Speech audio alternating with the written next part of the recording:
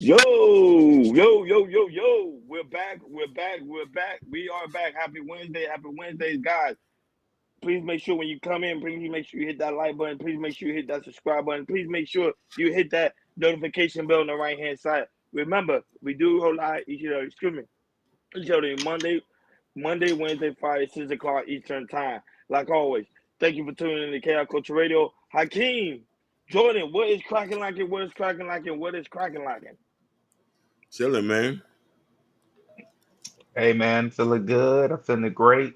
The NFL draft come on tomorrow. It's in my in the state of Michigan and everything. So I'm getting set up for that. I got my daughter, got her little line jersey and everything. So watch on Instagram, y'all. Y'all see us in the family. Other than that, everything's good. What's good, Ken Dog? I see you, brother. What's good? Damn, Ken Nog in the building? That quick? That's what I'm talking about when you hit that notification bell on the Yeah. right hand side. So that's what's up. Ken Dog is first to hit the building. No, but man, that's good, man. That's good. But you guys seem like y'all was right about TikTok, but it still don't change my mind. TikTok still ain't going anywhere. But anyhow, guys, you already know this is panel Wednesday. So we give you guys the opportunity to come on the panel, join the conversation with us. If you agree, disagree, it doesn't really matter. It's a good time for our friends, our audience to come on the panel and to join in as we go ahead and review these topics. But like always, Jordan, go ahead. Wait a minute. Hakeem, she's in the building?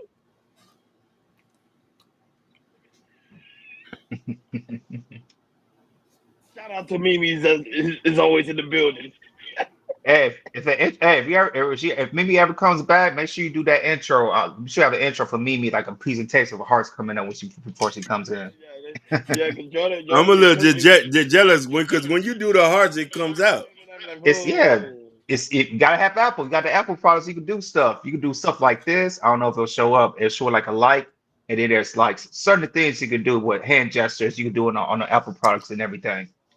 We can do it the Miss wave. Watkins, what's Miss Watkins, good? shout out Stephanie to was Miss good. Watkins for being in the building. And Cali's finest. shout out to those that watch us on Facebook, Instagram, Kick, and also Twitch. We really do greatly appreciate you guys. But like always, Jordan, go ahead, do your thing, do your thing, do your thing. But Hakeem and also Miss Reed. By Hakeem, don't forget to Oh, drop hey, that link so people can join in the hey, Miss conversation. But Reed, go I'm ahead, going to Jordan. do that. Yes, sir. Yes, sir. So speaking of TikTok, let's jump into TikTok. We did talk a little bit the other day, but it's now it looks like it's really pushing. The Senate just passed it, and all they need to do is for Joe Biden to sign. And I do got some takes about it. We all do about it and everything, but it looks like if the owner of TikTok doesn't sell to anybody in America, it will really shut down. And one of the reasons that TikTok will get banned, I do have an article here. Let me see if I can bring it up. I have we have a couple videos to explain. So I can play the video of the why the US is banning TikTok, and then play the other two after that. After that, we'll chop it up.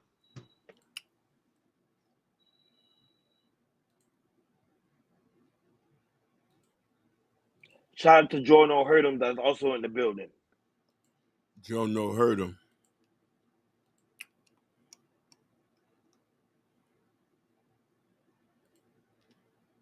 Joining us this morning, CNBC contributor and The Verge editor-in-chief Nilay Patel joins us. Nilay, there's so much we don't know about the Senate's ability to get this on the floor, what information might have been shared during some of these secure briefings.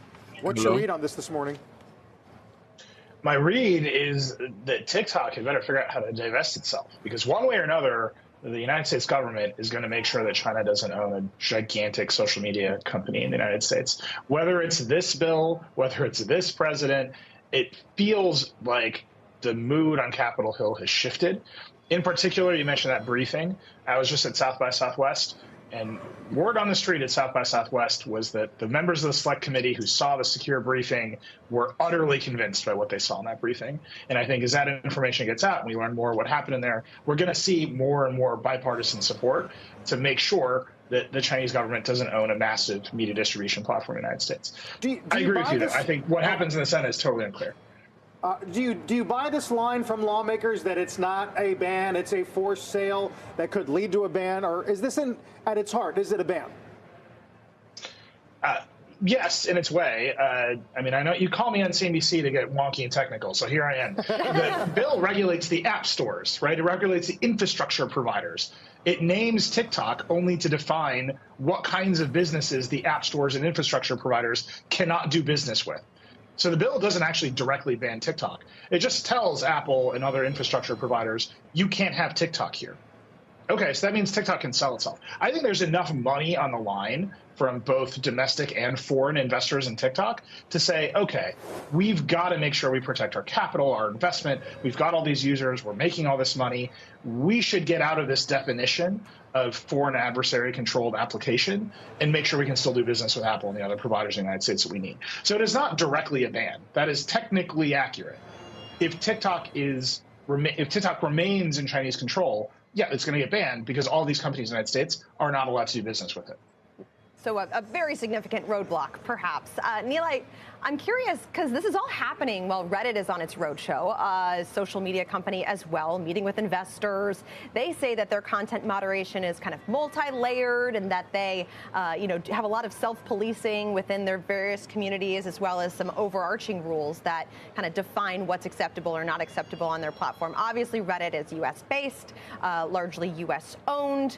But do you think there are any implications for Reddit as we think about maybe the potential ad gains that they could get from this, but also the increased attention on Capitol Hill in terms of content on these platforms, moderation on these platforms, and just the overall risk of regulation that's facing social media right now? Yeah, I think Reddit has a market opportunity here, as does YouTube, as does Meta, right? Donald Trump famously said, I don't want to ban TikTok because it will help Meta. There's an opportunity to take market share away from TikTok here. And TikTok has really dominated the headlines in terms of where users are going, especially young users are going. The interesting thing about the regulatory piece is that the United States government cannot pass speech regulations against Reddit and Meta and Google because they're U.S. companies. They have First Amendment rights. But it is able to say, we've evaluated the algorithms in the speech on TikTok, which China owns, and said, actually, we have a very compelling government interest in making sure China doesn't control these algorithms and indoctrinate people into whatever they want or produce whatever disinformation they want, especially in an election year. So there's a very big difference in kind in sort of regulatory protection, whether you're a U.S. company or a company that domiciled outside the United States, where our government can't actually regulate Reddit directly in terms of moderation, but it feels comfortable saying, okay, we can regulate a Chinese company.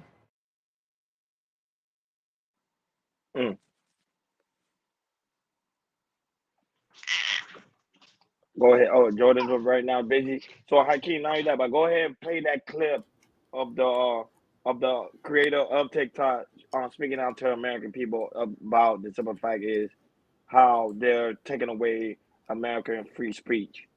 Shout out to the lovely Sherry Vine that's in the building. Ashton from the Shyster Avenger is also Assemble. Let's play that clip of the. Hey. Go ahead. I can't go ahead. How are you doing, Sherry Bryant? Yes. How you doing? But go ahead. Oh man. Hold on.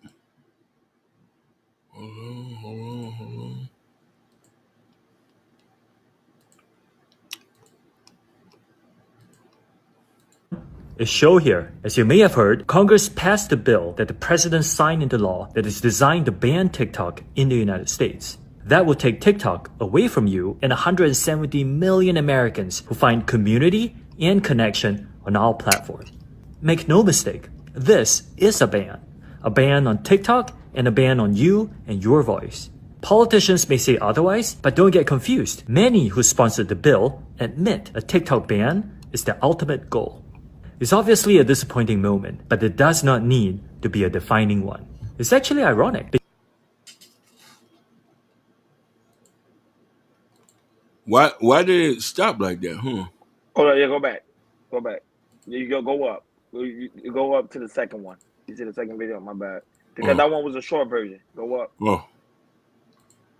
Yeah, that was weird why I stopped like that. That was weird. Yeah. You see, it's above the other one you just played. Yeah, those are the only two that I see for TikTok. Yeah, but click it though. The one that say gospel T, gospel Okay. city. Yeah. That one's the longer version. Yeah, that one. Is show here. As you may have heard, Congress passed a bill that the president signed into law that is designed to ban TikTok in the United States. That will take TikTok away from you and 170 million Americans who find community and connection on our platform. Make no mistake, this is a ban on TikTok and a ban on you and your voice.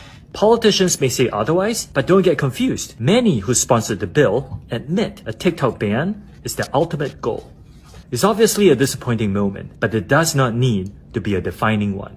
It's actually ironic because the freedom of expression on TikTok reflects the same American values that make the United States a beacon of freedom. TikTok gives everyday Americans a powerful way to be seen and heard, and that's why so many people have made TikTok part of their daily lives. Rest assured, we aren't going anywhere. We are confident and we will keep fighting for your rights in the courts. The facts and the Constitution are on our side, and we expect to prevail again.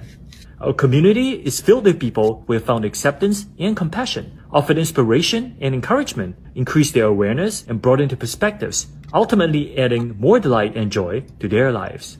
Our community is also filled with 7 million business owners who have built their livelihoods on TikTok. While we make our case in court, you'll still be able to enjoy TikTok like you always have. In fact, if you have a story about how TikTok impacts your life, we'll love for you to share it to showcase exactly what we're fighting for. Meanwhile, we will continue to invest and innovate to keep our community vibrant, exciting, and safe. Through our US data security efforts, we have built safeguards that no other peer company has made. We have invested billions of dollars to secure your data and keep our platform free from outside manipulation. I can't say this enough. This extraordinary diverse community is what makes TikTok so special, what makes it matter, and what makes it meaningful. And we'll keep working to ensure you will always have the opportunity, the safety, and the freedom to enjoy all TikTok has to offer. Thank you. Hi, everyone. No, thank you, sir. But go ahead, you. Yeah, but there you go. It's like I said, it's passed the House of Representatives. Now it's passed the U.S. Senate, and now just one more last step is Joe Biden. You know, you can sign it today, tomorrow, this weekend, or wait. Well, maybe Joe Biden might wait a little bit until maybe he actually sell to somebody in America. But if he don't, it looks like TikTok is going to get banned, and only in America. Any other continents, South America, Africa, Europe, China, Australia, they can do it. But yeah, but one of the reasons that the first video they really say it, but one of the reasons that Congress and everybody America wants to get it banned is because U.S. officials are completely warned that TikTok threatens our national security because of the Chinese government could use it to spy on Americans or weaponize it to covertly influence the U.S. Public by amplifying or suppressing certain content and everything. So yeah, so it looks like I don't know if you guys have seen, but remember this earlier this year, last year, I don't know if you guys remember that. Remember there was like a Chinese a balloon was going out of the United States from China, and then after it went to the waters, it went away from U.S. U.S. soil. The United States shot it down and everything. It happened twice. So DC really thinks that it's really threatening of national security towards the United States of TikTok and everything.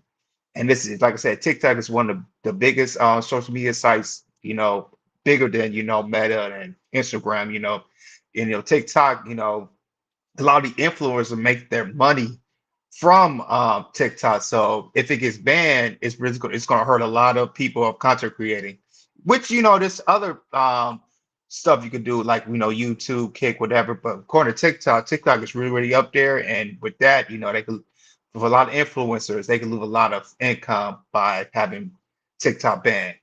But I'm gonna pass to you guys, man. We talked about it a little bit the other day, and it looks like it's really trending right now. So, Ronnie, what's your take about TikTok possibly being banned? No, but like I was saying, like the other day, and also I spoke about this on Ashton Williams show.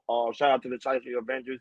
One thing good about TikTok that I love that's different from YouTube, Rumble, Kick, and also Twitch, and also Twitter, it is able to put people into the algorithm quicker than any other platform, and also Facebook, any other platform. So that's the good benefit about TikTok. So them banning TikTok is gonna stop people from getting to the algorithm. Not only that, but stop people from actually making money. Because people, I'm being honest, Hakeem and Jordan, people actually use TikTok even when it comes to the aspect of the grocery industry, because people actually go to TikTok to see what's actually trending at that moment. They actually do that over there at my job. They actually do that. They actually go on TikTok, see what's trending, see what's going viral, and they try to implement it into the sales, so customers can know and say, okay, this is what's trending right now, which is really really cool. So I would say I don't think TikTok is going anywhere. My only thing is I think the owner himself, the one that was speaking on the news to tell Americans about how America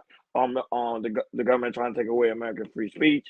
Um, he's going to eventually sell it, because that's all America wanted to say. Hey, we're not trying to eliminate TikTok. We just want you to sell it to us so we can have fully control of TikTok, because we don't know what you guys are doing with the data. But let's be real here. Even Hakeem spoke about it. Again, you don't think Meta, Twitter, and all these other websites is not giving other people our data? Like, come on, let's just be real here. So when Hakeem said that, and then me doing research about it, I realized, yeah, they're doing it anyway. So at the end of the day, I think it's just beneficial for just TikTok. Just give it to the American people. Just sell it for how much you want to sell it. And remember, they say they're gonna buy it. So if you sell it, they're gonna buy it. So if you want to sell it for $1 trillion, go ahead. It's gonna make you one of the richest men in the world. So if I was saying, I'll just go ahead and sell it and then create another platform. That's what happened when you're a creator. You're able to create any other thing. So sell it and then create other new platform. Shout out to Sugar Bum that's also in the building. Go ahead, I can. Like when they say they're worrying about China, they should be worrying about Russia and every other country who spies on us. Your information's already out there. No matter if you use an email, a phone number, I could take any one of y'all and Google your first and last name and know where you live, your address, your LinkedIn account. So what they weren't is futile. You know what I mean? Um, yes, America is built on capitalism, and that's the truth. So they just need to leave them alone so people can get to the bag. That's all I got to say. Yeah, for me, I don't know. It's well, I mean, just listening to what about China and everything about how China going to a national security type of thing. I think U.S. is trying to be very very cautious of what China is trying to do. Check us up over here in America and everything, because I don't know if you guys know, is according to with the Pacific Ocean and everything, it's like Hawaii is like that. It's kind of locked down by the United States of America. I believe Fiji, Guam. Guam, yes, Mm-hmm. Guam. I think Taiwan. Mm-hmm. Those little countries, the small countries, the U.S. is kind of surrounding that and everything, because back in World War II, Japan could attack Pearl Harbor and everything. And so after that, we know who won. The atomic bomb on Hiroshima and Nagasaki and everything. And after that, as Japan surrendered, United States is like, from now on, when it comes to the Pacific Ocean, it ain't happening no more. So, like I said, these small islands, Hawaii, they don't want Japan, they don't want China, anybody to kind of cross to try to attack or attempt to attack. You At that again, what happens to World War II and everything, and it's been on ever since and everything.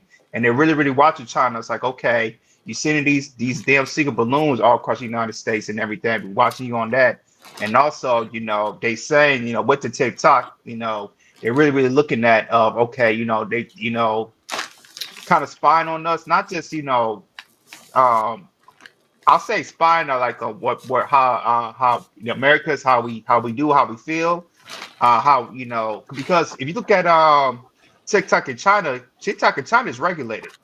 it's people don't know TikTok is really regulated. They don't do all these trendy stuff, all that type of things.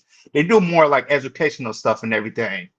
And and also and with China, I think it's like okay, since with Senator Ballooza shooting it down, U.S. is thinking like they're spying on Americans and everything of what's going on and everything. And like I said, I've been hearing this like last year or so, and the last year or so about not just from TikTok but other things, China is trying to spy on us and everything. So I'm guessing United States is like, okay, we're really watching you, China. So like we're watching you from from the TikTok spot. All we want you to do is sell somebody over here that lives in America and everything, which I believe they will sell because if Joe Biden signed this deal, I'm sorry, he's gonna lose a lot of voters for who are influencers from the TikTok world. A lot of people don't know that because Joe is not really doing what he's supposed to do. He's not like ever since he's been in office. He's not the things he said in the before the election. He's not really doing now, and people are really being mad. And seriously, that's why you see a lot of people supporting Trump in a way. And also, with Joe Biden, if he signed this, he's gonna get more hate. And then I believe that's those of us that go to Joe Biden's going a lot more go to Donald Trump and everything. So if Joe Biden signed this deal, man, it's not good on an election side. It's not gonna look good for you, buddy. So you better. So I'm guessing he's waiting right now. That's why I think he signed it so fast. So he see if somebody could be a buyer from TikTok, so TikTok can go where they need to go for buy from American. But Joe, you better find somebody to buy it because if you sign that bill, it's not gonna look good for your election, buddy. It's not. No, but anyhow, even if he signed the bill, Trump would just come in and just reimburse the bill anyway, and be like, "Yo, that's probably one of his strategies to get more voters and just tell them, hey, no worry, Joe banned TikTok. You see, I'm gonna unban TikTok, so you American people continue to get to the bag. Remember, that's all it's about. But I think, I would say, me personally, just by me just looking at everything, I don't think TikTok going anywhere. I think he's gonna sell, or if not, he's gonna do partnership with the United States but so they would not get rid of TikTok because remember a lot of people are benefiting from TikTok. I remember people have their businesses on TikTok. I would say TikTok is very useful. I'm not gonna lie, it's very useful and also it's very addictive because I know some people. I know a guy who always be on TikTok every day, every hour, every minute. He's on TikTok, so I don't see it going anywhere.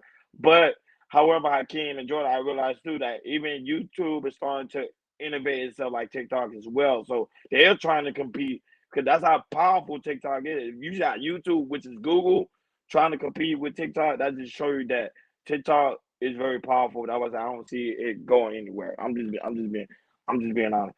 Uh, Savannah Grace, you didn't get the notification. Remember, it's on the right hand side. You gotta make sure you click all. No, but yeah, sometimes you gotta notify yourself and re-notify yourself again. I would say YouTube be tripping when it comes to notification. There's some people I still don't get notification for. It's just I know the time they go on. That's why I'm able to catch it. But Sapphire Gray is also great to catch you. Always great to see and always great to catch you at one of our lives. We really greatly appreciate it. Go ahead, I can. You was gonna say something. Go ahead. Now I was gonna say, how you doing, Pretty Red? How you Listen, know? How you know she read? look, I can look at her picture. Huh? Oh, picture. She's Florida. She's Florida on. She's Florida. She ain't from Florida. She ain't She from is Florida from Florida. looking She like that. is in Florida. She's Nah, Texas. nah, nah, nah, nah. She look like she from Detroit. She's not from no Detroit. Yeah, Well, she where's look she like she from? from. Ask her where Yeah, she from. she look like she from Detroit. She ain't from no Florida. Not She's from looking like Florida. that. Tampa, Florida, baby. It's in the building. Sapphire. He is a flirt. Thank you. No, Thank you. She catchy. Look. no, Stop it. no. Listen, it was a term of endearment. I can't. I don't think It was you're a not term ready of for a woman like endearment. Sapphire. You're not ready for It a was a woman like term of Sapphire Gray. endearment. I She'll have your glasses foggy. no, You don't want to put. no. Oh, I knew I was right. She's an out of town. She's from She's from Queens. Queens. I know. No, she could be from out of town, but I'm saying she's Florida bound. She here, so it doesn't matter. She's from Queens. Yeah, where you from? Far Rockaway, Queens, New South York. Jamaica. Hollis.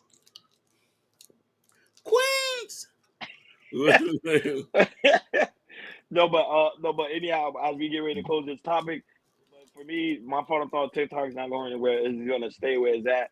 Joe's being very careful signing the bill because he don't want to hurt he don't want to hurt Gen Z for not voting for him.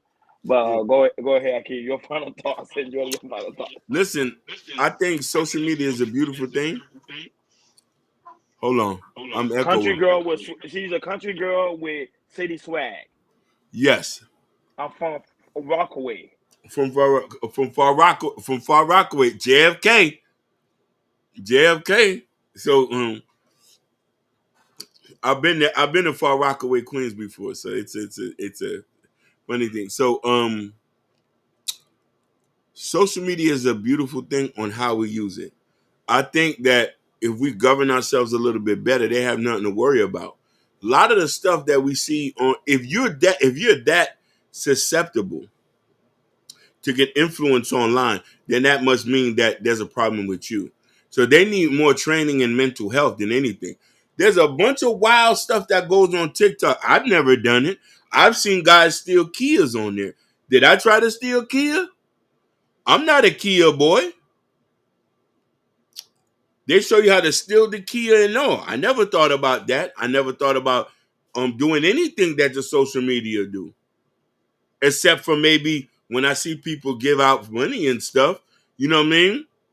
I actually does the listen. I've learned so much off of TikTok, Instagram, and this. I'll be ashamed to say that they haven't been helpful. I learn new shit every day to try to implement on here. So when they say we're gonna take this and this now, I'm like, no, it has a lot to do with y'all. TikTok is too woke. Most definitely, Sophia. Listen, you can be woke on there and they can't suppress you like that. But that's good. That's what I'm saying. That's good. Yeah, That is free. That is freedom of speech. YouTube used to be like that before they started changing all these community guidelines. yeah. Instagram too. Rumble is like that though. But the only problem with Rumble is it's hard to get followers on Rumble. You got to work 10 times. You thought YouTube Woo, is hard? Rumble, you got to work 10 times harder to get into the woo, algorithm. child. Yeah. Especially you have a platform like if you have a big platform like like on YouTube, because you probably get a lot of YouTube to switch to Rumble. Yeah, Ronnie, you're right. It's hard. So I don't think TikTok. I like the way they do things because it actually get people to the algorithm, and then the other platform. I would say I don't. Me personally, I know Sophia agree they're going away. Mills thing they're going away. Jordan heard them thing they're going away. But me personally, I don't think it's going anywhere. I'm Go gonna ahead. tell you this, and this is a shame to say it. There's 3 TikTok pages that I follow. I learned so much on Black history on these 3 TikTok pages than Yeah, I ever did going to school. yeah, because My whole my whole life. So you connecting people with the information. Sophia Grace, you're 100% right. The government wants to control the narrative. They're talking about China, but America here pumps so much crap on us that they control the narrative half the time. So and that's what it is. So let's pray. Let's pray for the Chinese. Pray for the. Let's pray for the Mandarin. Oh, matter of fact, let me be politically correct. How you doing today, Ms. Nelson? Let me be politically correct. He's from Singapore. The owner's from Singapore. Let's pray for the Singaporeans. Hopefully, we'll keep TikTok here. shout Love out to most of shout out to the kid subscriber right now that Shout commented out to too. Mike. Mike Longstockings for sure. He say love expert that learned from TikTok. Now, I don't think do you see Jordan heard him comment? He said social media does have positive where you can find communities that you would never would find. That's a fact. 100%. Yeah. 100. Keisha, Miss Nelson. I like it. I'm not gonna lie. I like how you call a woman. I like when we call a woman last name. I'm gonna start doing that. Yeah. It make her Hey, feel well respected. Like Miss Grace. Miss Grace. You see, I don't know Miss Grace, so I gotta address her by Miss Grace. I slipped up and called her Pretty Red. You know what I'm saying? Just like Keisha Nelson, she pretty red, and Sherry Bryant, she's pretty red, and Watkins is pretty brown. So I might slip up and say those things. Those are only terms of endearment. And Mimi is what? Pretty Red? Or Mimi is just what? No, Mimi is a special name. I call her Hawaiian Sophie. That's her nickname, Hawaiian Sophie. She said that's not my name for real.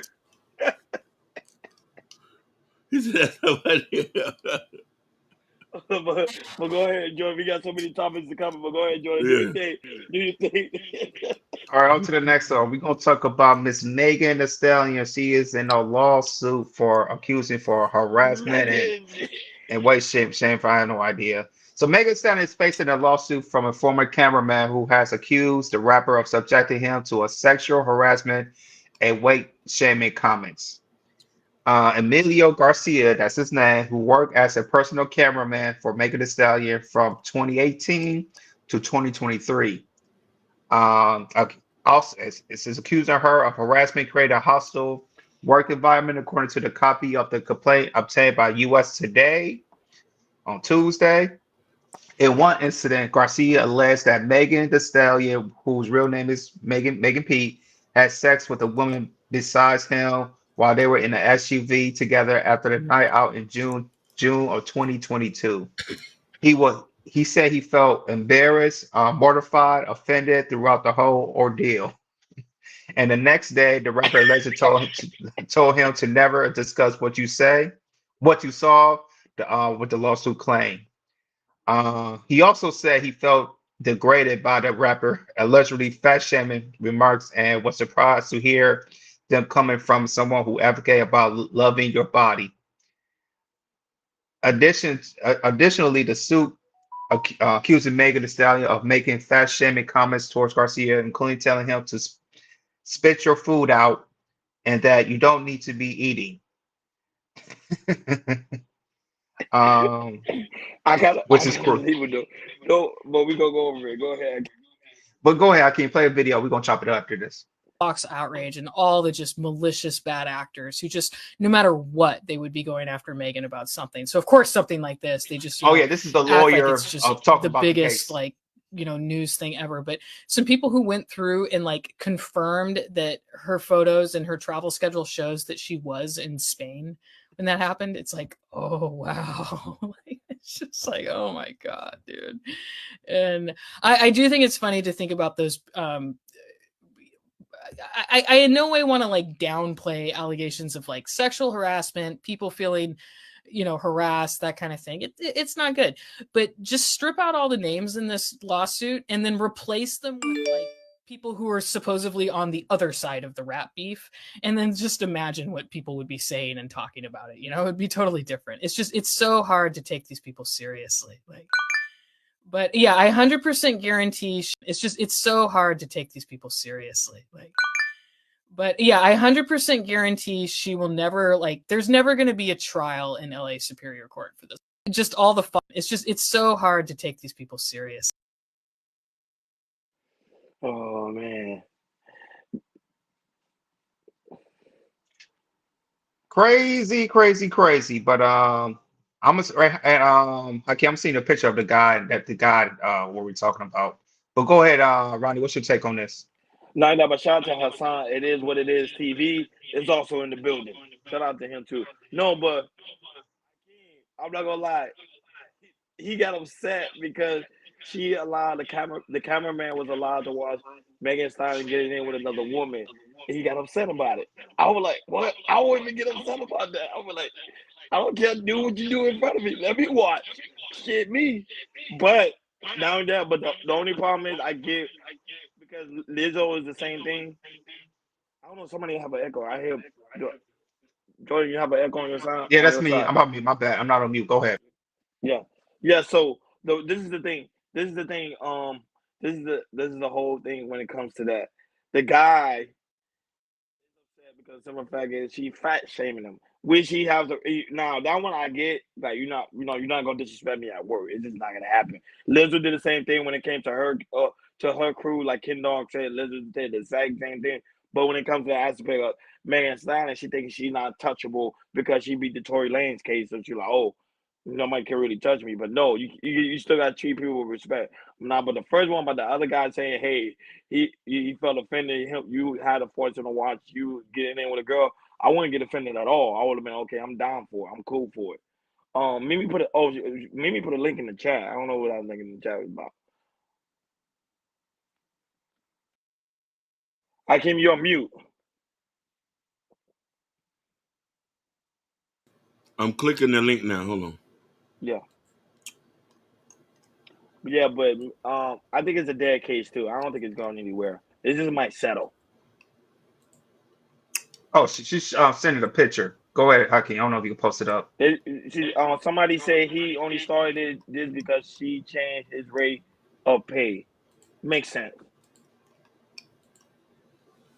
Thank you, Hawaiian Sophie. She said, "It's given. I was joining until you stopped paying me." Exactly. I agree. But she got the Yeah. bag though. Yeah. Yeah. Yeah. For me, yeah, this to me, I'm gonna go real quick. Yeah, this case is nonsense and everything. This he's not gonna get anything. And the thing is, it's like I don't think this case is so it's really pushing of her making the guy to settle and everything because to me this feel like a weak case to do, especially to Megan Thee Stallion and everything because you was watching her have sex and she didn't ask you to jump in and everything. That's what it seems like and everything. It's really simple, but yeah, for Megan. I think, like I said, I think this case is really, really done. I know this is what this is. I think this is a civil, so he's trying to get paid and everything. But other than that, I don't think he's gonna get paid. And for him, it's not going nowhere. This will be going next week and everything because unless somebody else is going out, but to me, I don't think anybody else is gonna come out because previous is not really, really trying to get at Megan like that. I might be wrong, but I don't think people is really trying to get at Megan like that. So for me, he's trying to come out, try to get some money, but he ain't gonna get no money. And like I said, and Megan's not even gonna settle. That's my quick take on that. Go ahead, Akeem. Mimi said, now I'm saying ignore it. He said what? He said what? Huh? Shout out to D the I general is in the building. Mimi, what are you talking about, Hawaiian Sophie? I think you're talking about the cameraman. So I stand with Megan Thee Stallion. I think this is a money grab. Men cannot be sexually assaulted. False. You can. You can. I don't believe men can be assaulted. I believe a woman has a choice. I'm pro women choice, and she's able to. And if he was there, he should be the one for even looking. Turn your head while she's engaging in what she's engaging. With all them tattoos on his head, he probably enjoyed it. So I think this was a money grab. Megan, I stand with you. Don't worry. I want you to keep shaking that ass. I want you to keep doing what you're doing. I like the degradation. You know what I mean? Wow. Thank you, Sapphire Grace. Man do get assaulted. You had Terry Crews talk about him being assaulted. How big he is, talking about he got assaulted by a director in Hollywood. So man do get assaulted. So I don't know what And don't Hakeem forget it. talking about. And allegedly, don't forget about Diddy too. We don't know Diddy on that. I'm just saying. But go ahead. No Yeah, Diddy. exactly. Hakeem just capping. No Diddy. Go ahead, Hassan. I don't know you have any thoughts on the Megan Thee Stallion case. What up? What up, everybody? What up, Ron, Hakeem, Jordan? How you guys Brother doing? from another mother. Salute, salute. Uh, what I think is she was involved. I think she has some involvement, but to save her neck, I think she's gonna like rat him out and blame everything on him. That's what I think. Because she knew some stuff and but everything got exposed, so she's trying to save herself. No, no, no, no, no. You got no. The cameraman is suing her for Oh, I'm way assault. off. Yeah, this is something else. The cameraman is suing her. He said that she assaulted the cameraman for forcing him to watch her in the act with another woman. Oh damn. Well in that case we already know how Hollywood do. There's no shock in here, and somebody trying to get a payday. Maybe the cameraman is right because you never know who's really guilty. Bob the Megan the Stallion has a bigger name, so I think she's gonna get away with it. They're probably gonna give him a paycheck, and they're gonna end it. That's how it usually ends. Yeah, Yeah, but I don't. the cameraman was there, Sapphire. I agree. The cameraman was there. I think he saw other events as well. Because remember, he's the cameraman. Cameraman follow you wherever you go. Like there's a main cameraman that follow you wherever you go. Because I know a friend of mine who used to do that for a celebrity. He used to go wherever the celebrity go. He's there. He's shooting the shot, and also he edits. But go ahead, I can. No, you're right. I was just saying that just But like with just like with Diddy, a lot of these things, these people be involved with these people for so many years, doing business with them until they get disgruntled about something, could be something minor, and then they want to do an all tell out. But there's no proof, there's no pictures, there's no videos. Everything is hearsay. That's all I got to say. I don't know. He's the cameraman. I think he do have proof. That's why I I would, think. That's why I tell you. I think she might settle. He's the cameraman. He has proof. I would love to see it. And me too, because if he do, it probably came out right now. And the thing is, it's like if he was smart, he would have gone with the TMC. Hey, I got some cameras with Mega the Stallion. I'll sell you a good couple bucks, so she could also. So if I do sell No, it to TMZ, I'm you not gonna know. sell the TMZ for a couple of bucks when I know I can get millions off of her. Hell no. Go ahead, Hassan. I just want to make something clear. I thought we still, you know how her boyfriend and her had the court. I thought that still was going on. That's what I was talking about in the beginning. Oh, my bad. No. That's Misunderstood. done. That's been done. That's been Oh, done. You okay, talking about okay. Tory Lane case? Yeah, that's been Yeah, done. yeah. He's already Okay. sentenced to prison and about to get what deported back to Canada, I think. So, Yeah, but because when you he told trying to me go take it back. Cord, Go ahead. my bad. But when you told me Cord and Megan, that's what I was thinking of. I said, oh, okay. No, it's the cameraman. This is a whole different case. Yeah, It's a yeah. whole Damn. different. Mimi say I don't think he had proof. She definitely stands behind her NDAs. Yeah, that's one thing about Megan Thee Stallion. She do NDAs, but the only thing is with the cameraman, because when it comes to case act, when it comes to stuff like these, I think that some of the NDAs doesn't work anymore. I think it doesn't work anymore. So I think if he had proof, she's done. Yeah, yeah. But don't forget, Ron, in Hollywood, they always say bad news or good news is always good. They get attention. So Yeah, it's good this, press. yeah, Yeah. yeah, for the press. So this thing can be planned out as well. You never know. So you also got to put that in there because we've seen it all in But I Hollywood. would think so. But this is not really. I know negative sometimes is good, but this one, like, to me, it didn't make sense to me anyway. Because I even reading about it, I'm like, why would I try to sue somebody that wants me, another woman getting in with another woman? Most of the time, a lot of men would love that, especially Megan And Thee also, Stallion, the way she be twerking.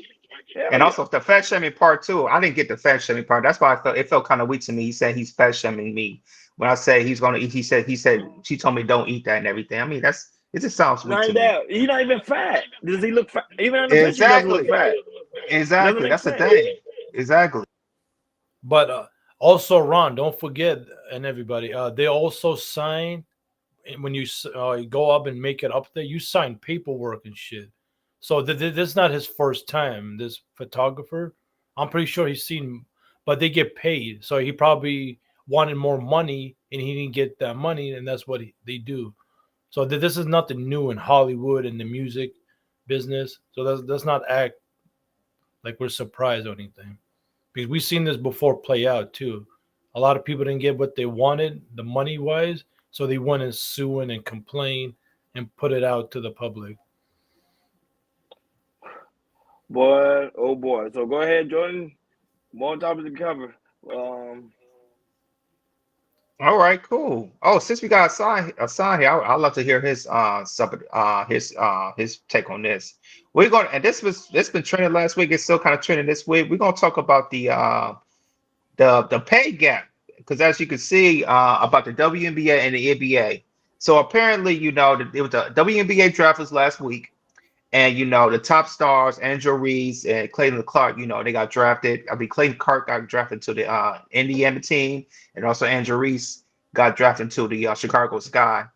Um, in college, they got the NIL deals, and Caitlin was making like I believe 3 million, almost 3 million last year, and then Angel Reese was making almost 2 million, last year for the NIL deal. Now they got drafted, and then it was very very trendy about the salary cap that the WNBA players they get.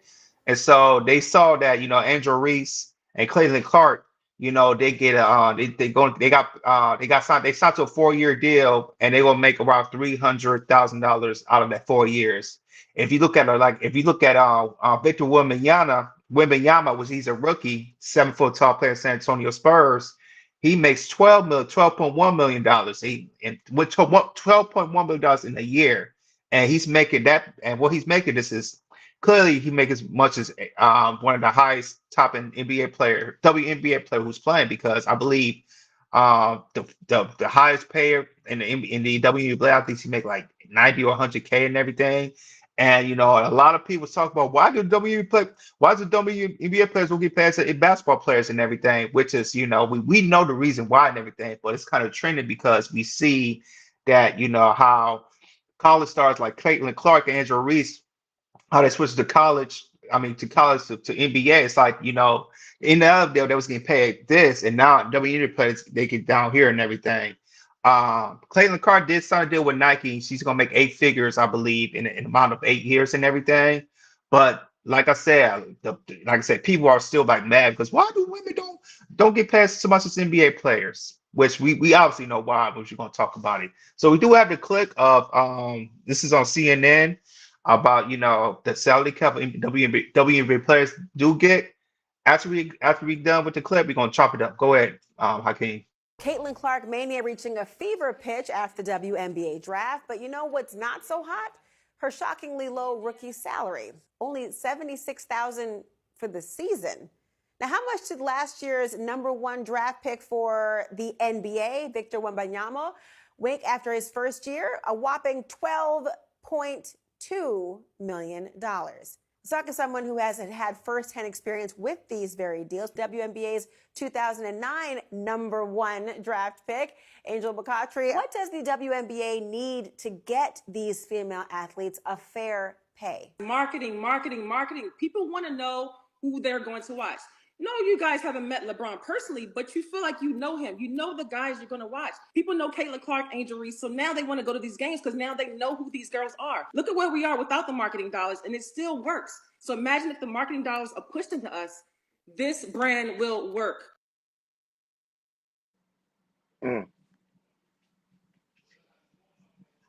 I agree with it. So yeah, so I'm gonna go with you, Hakeem. What's this take with the WNBA salary cap? Why is people mad because the NBA players don't get the same pay as WNBA players?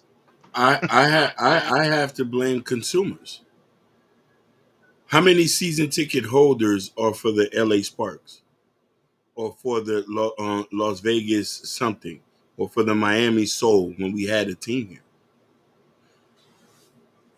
Women Yahweh, what he got paid is considered low, and he's really like top draft pick there. But he's in San Antonio. San Antonio has one of the most extreme fan base there. There's extreme season ticket holders. Their merch, the NBA merch gets sold. This is not a gender gap where we have an issue. Nobody watches WNBA. I don't even know what channel to watch it. Where to watch WNBA? I have cable. I have internet.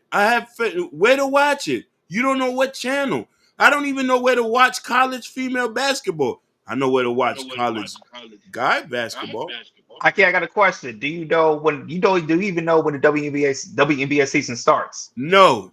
I know when NBA. I know when the NBA is. I know when the Heat season is. I go to go watch the Heat play. So this is the point. She say marketing dollars, there's just not that much interest. It's saddening too when you go look at the statistics, How many women, active women, who go see other women play basketball? No, they want to see men play basketball. I want people to understand this and stuff like that. It's cool in college, but outside of college, it doesn't make dollars. There was never an industry built from this. Basketball has always been played for men for thousands of years. He said women don't like sports like that. Thank you, for heaven's sakes. For heaven's sakes. Thank you, Sugar Bum. She proves my point. Sugar, do you want to go see a 7 foot tall woman dunk or shoot threes, sweating, or would you rather see women Yahweh, LeBron, Jalen Green, Jalen Brown? It depends though, because some guys watch it just to see they like to see the girls move their butts around. Listen, Some men do watch the WNBA, so I'm not gonna say they don't because even when you see a highlight, you do see some people in the crowd. Like the crowd's very small. I can sit in the front row seat for like $2 if I want to for the WNBA. I'm just being honest. listen, I watch commentators on YouTube, Slaughterhouse Sports. I watch It Is What It Is. I don't never see them cover WNBA. Who on there? Who's the star players? What draft pick? We don't even have them in the fantasy NBA thing. But Hakeem, you said it all, and Sugar Bum said it too. No one really watches these sports, but some do. And then Ronnie's right. And it's like Ronda Rousey said, it's not about man or female. It's about who brings the more audience to the event. When Ronda Rousey was making it big, she was getting paid good. She was happy. She was the main event in the UFC. But no one really watches the women in NBA like that, or even the soccer women team. People, the World Soccer event. No one really watches that. No one even knows what year or what day it is. But there are some people out there do watch it. Yes, there are hardcore fans of that, men and women. But you just got to bring in the people. It's same thing in movies, in music, in wrestling. If your main attraction, it doesn't matter if you're a man or woman. You bring money, you bring money. You don't, you don't. People like you, people like you. Same thing in here on YouTube.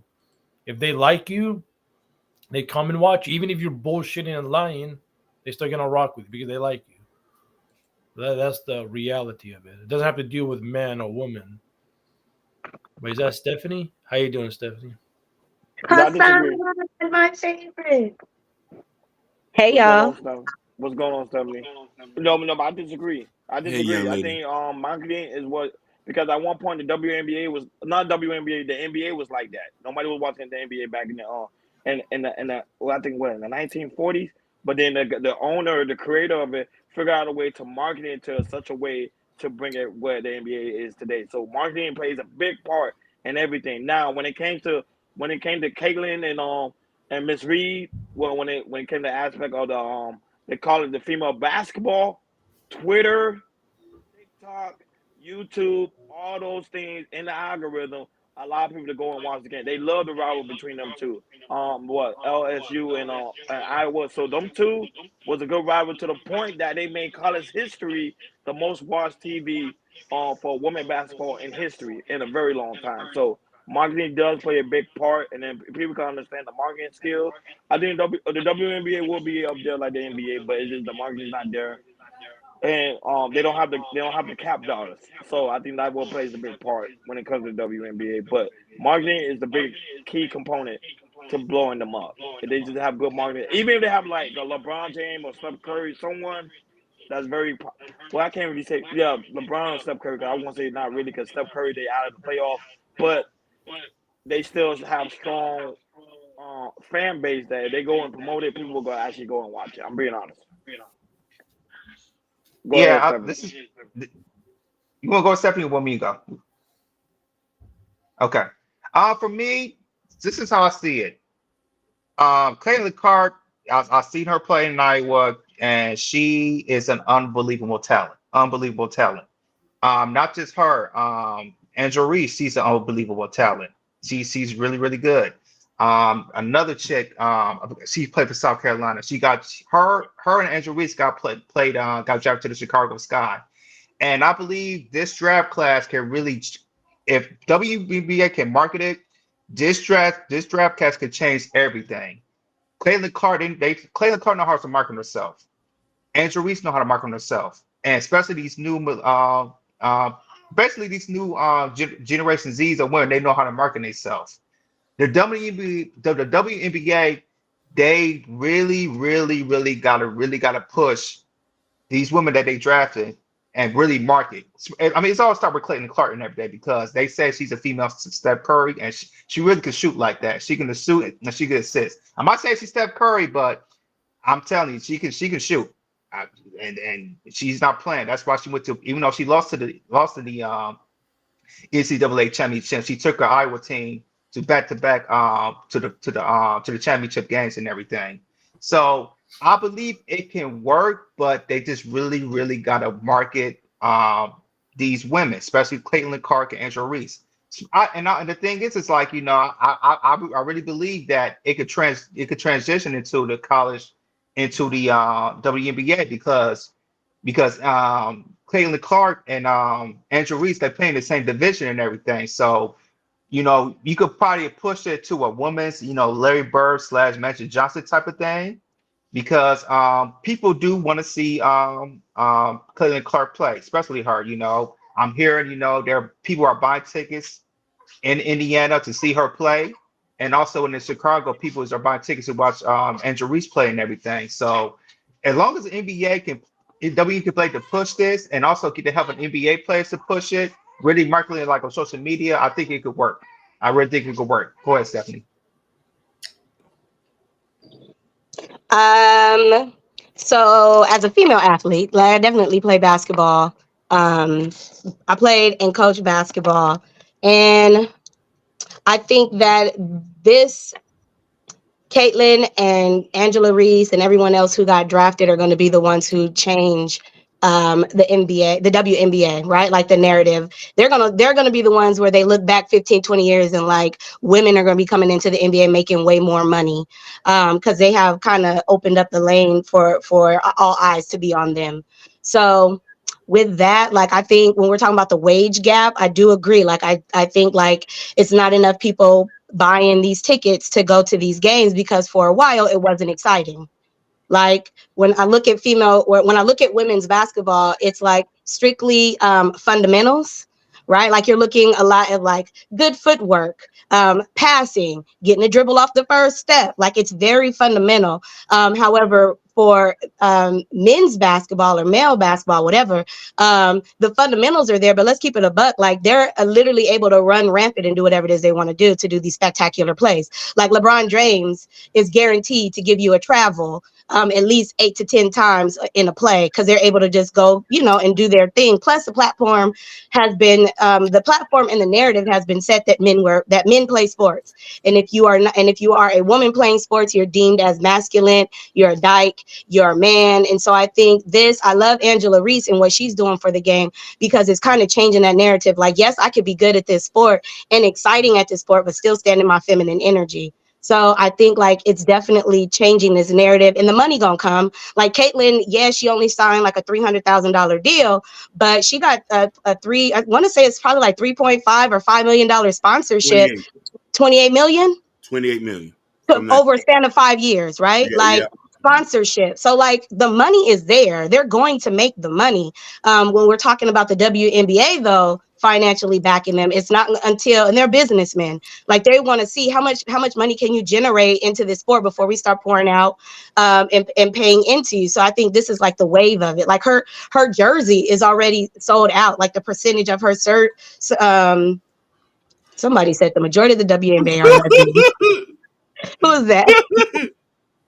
Nobody, nobody. It's true. Nobody is a fact though. All of them are not feminine. They're masculine. I don't know where you get Yeah, feminine from. I'm just Majority of them speaking. women are masculine. I'm just speaking from my experience. Not all of them. We can't say 100% of them. I play basketball, and I'm not no dyke. I'm not no lesbian walking around like so. But at the That's end why of the women don't day, watch I it. don't know. We gotta. No, Jordan got to I mute his can. mic because the echo. Hmm. Go ahead. No, go ahead, Stephanie. Go ahead. No, but I just think, yeah. I don't know. Like I said before, I'm kind of all over the place with my thoughts because it's almost like we're not allowed to work out. We're not allowed to because we'll be deemed as a game, or we'll be laughed at, or we'll be, you know what I mean? Like called all these ridiculous characteristics. So for me, it's like when do we get equal playing ground to perform and to train, and not be deemed as something that's a negative? Let me ask you a question. Those road games, I didn't have those experiences, but maybe, I don't know. Let me ask you a question. Men have their own interests. Yeah, That's fact. Read the private, Ron. My bad, Hakim. yeah. Go ahead. Go ahead. Put it. Do it. Oh, can I put my? I was about to say, can I put my channel in the chat? Yeah. Go ahead. Oh, You thank don't you, have to answer. Sapphire. Oh, you talking about Bro, Stephanie? you, Yeah, you can put yeah, it. you Yeah. family over here, brother. We're not like them other YouTubers. Mm-hmm. That was a chill. Uh, but listen here. Men have an interest in things. Women have an interest. Now, I'm speaking from a man who I've heard this point. Mhm. Yeah, we just don't have an interest to watch women play basketball, and that's nothing offensive. It's just that we just never did. I remember when WNBA came. I remember the Miami Soul. You remember that team? Mhm. I don't even think they have it anymore. Yeah. So I remember when the team came and they took me to go watch the game. It was boring. I didn't know who was the players. I didn't feel the scene that I thought this was going to be big for little girls and people who was into female sports to go watch this. But the turnout for females to come don't go out there. When Yeah. you go to male dominated sports, it's mainly males there, overwhelmingly. So to say to play on an equal playing field, we need to talk to the women to say, hey, take your little girl to go become a basketball player if you want to go do this and this and that. Because here's the thing: if you're gonna act, it's just the same thing. Say we don't even watch women dominated movies. Statistically, if you see the turnout, it doesn't turn out well Mm. because it's not appealing to us. You can't Mhm. force us to want to watch it. Mhm. It's But just look at this, what Hakeem. So I so say I this, feel. Hakeem. Now I was gonna say this. This year, the NCAA Women's Championship game, it had more viewers than the men's NCAA It Championship literally games. did, because it was exciting, and it was marketed, and there was a lot, like, it was exciting. I'll say that this is more of like a question.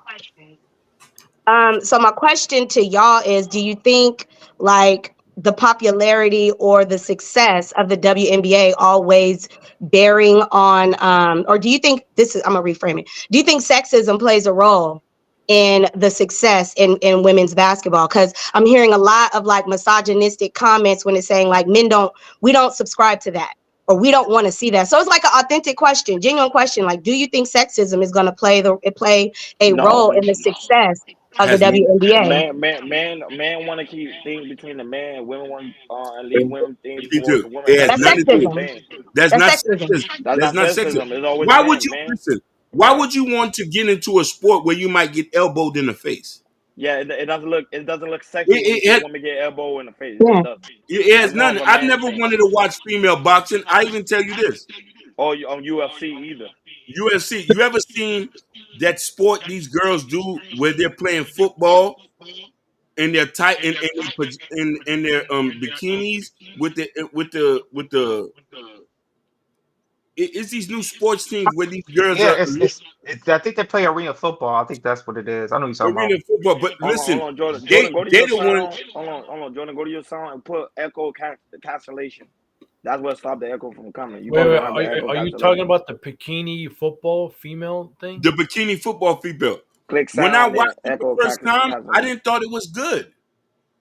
But they over sexualized themselves. We didn't ask them to go do that. That's ran by a woman.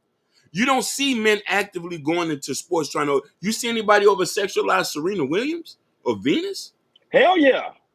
No. Listen. I'm talking about actually saying, Serena, pull down your skirt so we can see that ass Oh, shaking. they take picture of that ass she got. Like when she I've go up, never they seen take a. that done.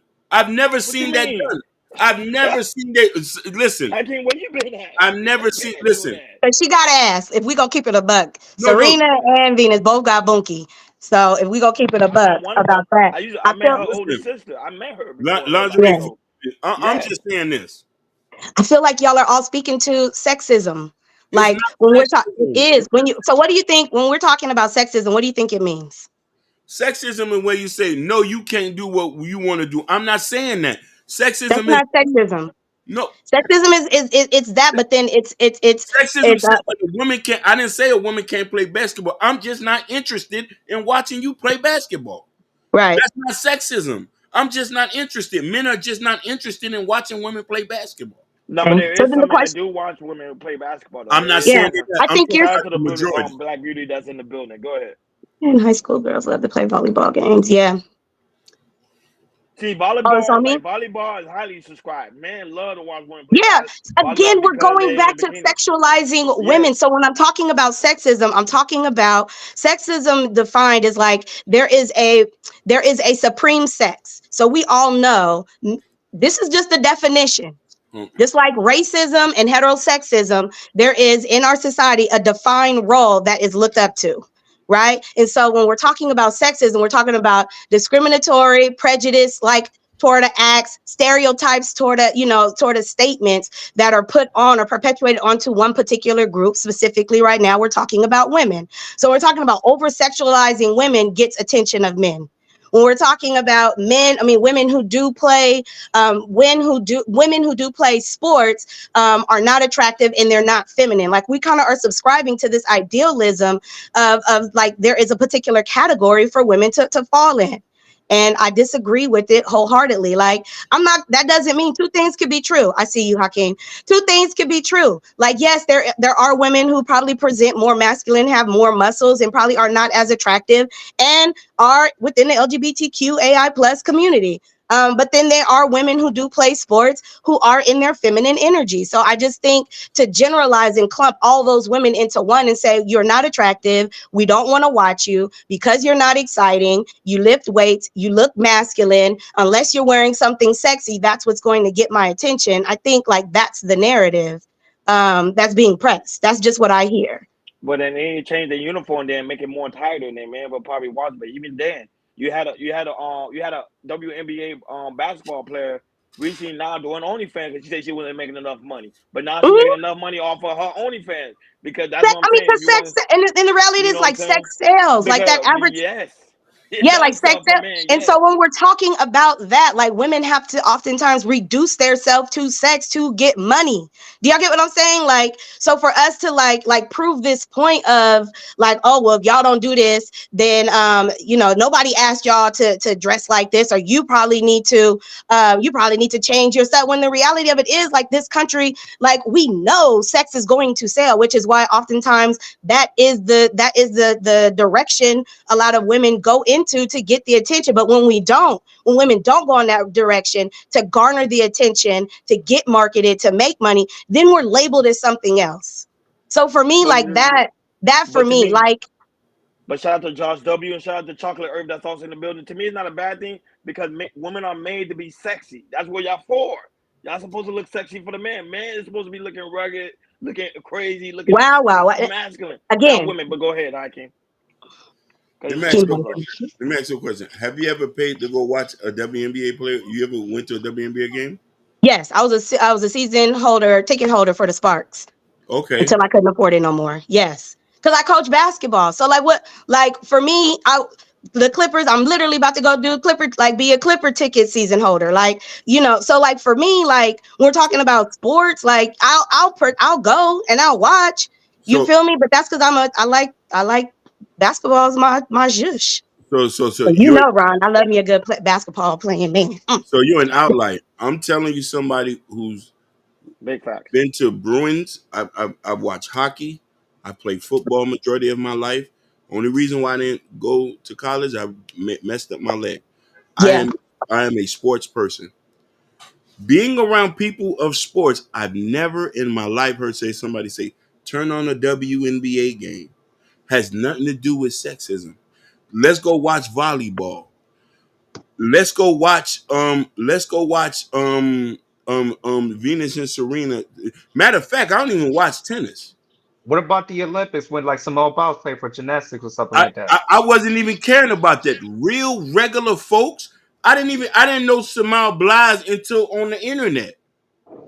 I didn't know her. I could tell you who the new draft pick who's coming out of South Carolina, who's playing left at tackle. I'm telling you, average men, regular men who's in the sports, who's working at the factories, who's in these car washes, are not trying to watch these things. If But it's it, it, marketing, but Hakeem is marketing because look, it's not even no. you didn't know who Simone Ball was I didn't know until who was that. But on the internet. That's the only marketing. time I was only interested in the Olympics was to go see the NBA players play and the Harlem Globetrotters. I'm just giving an example of regular people. So when I'm just saying that, when we saying that there's not an invested interest into it, that's all I'm saying. I agree. When I read the definition of sexism, where it says sexism is a prejudice or discrimination based on one's sex or gender. Sexism can affect anyone, primarily affects women and girls. It can be linked to gender roles and stereotypes and may include the beliefs of one sex and gender is superior to another. You said that. What I'm saying is this. I never said a woman can play basketball. I I know never. you didn't. Yeah, You yeah, no, never. no. Nobody But ever put a cap on what a woman. Y'all never did that, and I no. agree with you. Go ahead. No, you're right. But what I was trying to say is, speaking from a regular man who sits around and watch football games, Yeah, it's just the interest is not there. Now, yeah, and I'm not saying the interest can't come, but right. overall, when you talking about men who pay money for season tickets, Yeah, women are not paying season ticket holders to go watch the LA Sparks to go play. I agree. Here's the thing. I don't disagree with you at all. Like everything that you said, I completely agree because it's the truth. A high percentage of men are not interested in watching women's basketball. And it's, you know what I mean? Like you're not telling a lie. Like by any means, am I disagreeing with any of y'all points of view? All I'm simply asking is, do you think the success of women's sports is it rooted in sexism? No, it's And not. you It's answer, I rooted. feel like you, hold on. I feel like you've answered my question just by reading the definition and hearing like some of the statements saying that's not like women are meant to be sexy. Women are not supposed to, you get what I'm saying? So like, even though I'm not saying like y'all are like pushing his hand and saying this is what women should and shouldn't be doing. I get that, but I'm just saying like the mere success of these organizations are definitely going to be, sexism is going to play a role in that because of these gender roles that have been pushed on our society. And we can shake our head and disagree, but I just feel like this is just the reality. Like My last point. a lot of folks aren't going to subscribe to it before this main reason you said. I didn't watch any. Josh W. Listen to he says, I didn't watch any college basketball until last year, thanks to Angel Reese and Caitlin Clark. I Mhm. didn't watch it during the season this year, but I did watch Women's March Madness. And it was exciting this year. Because of And it marketing, was not only exciting this that, year. Like them and I'm bitches gonna was be balling. honest, you want the WNBA to blow up, have all the women watching.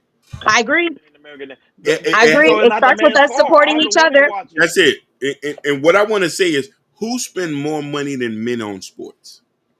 Women, because 9 times out of 10, we the one helping buying the tickets. If you my man, we gonna have, baby. So I feel like Buy you the hat, they gonna buy you the fitness, they gonna buy you the jersey. No, they might, but I'm being real.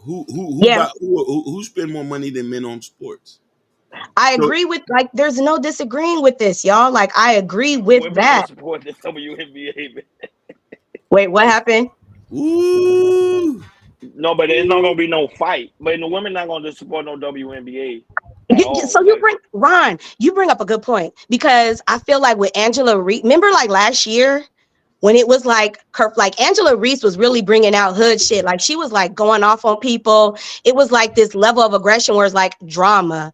And I feel like that's when folks really started watching for like the physical, like that, you know what I mean? Like her talking shit on the free throw line. Like who you talking to?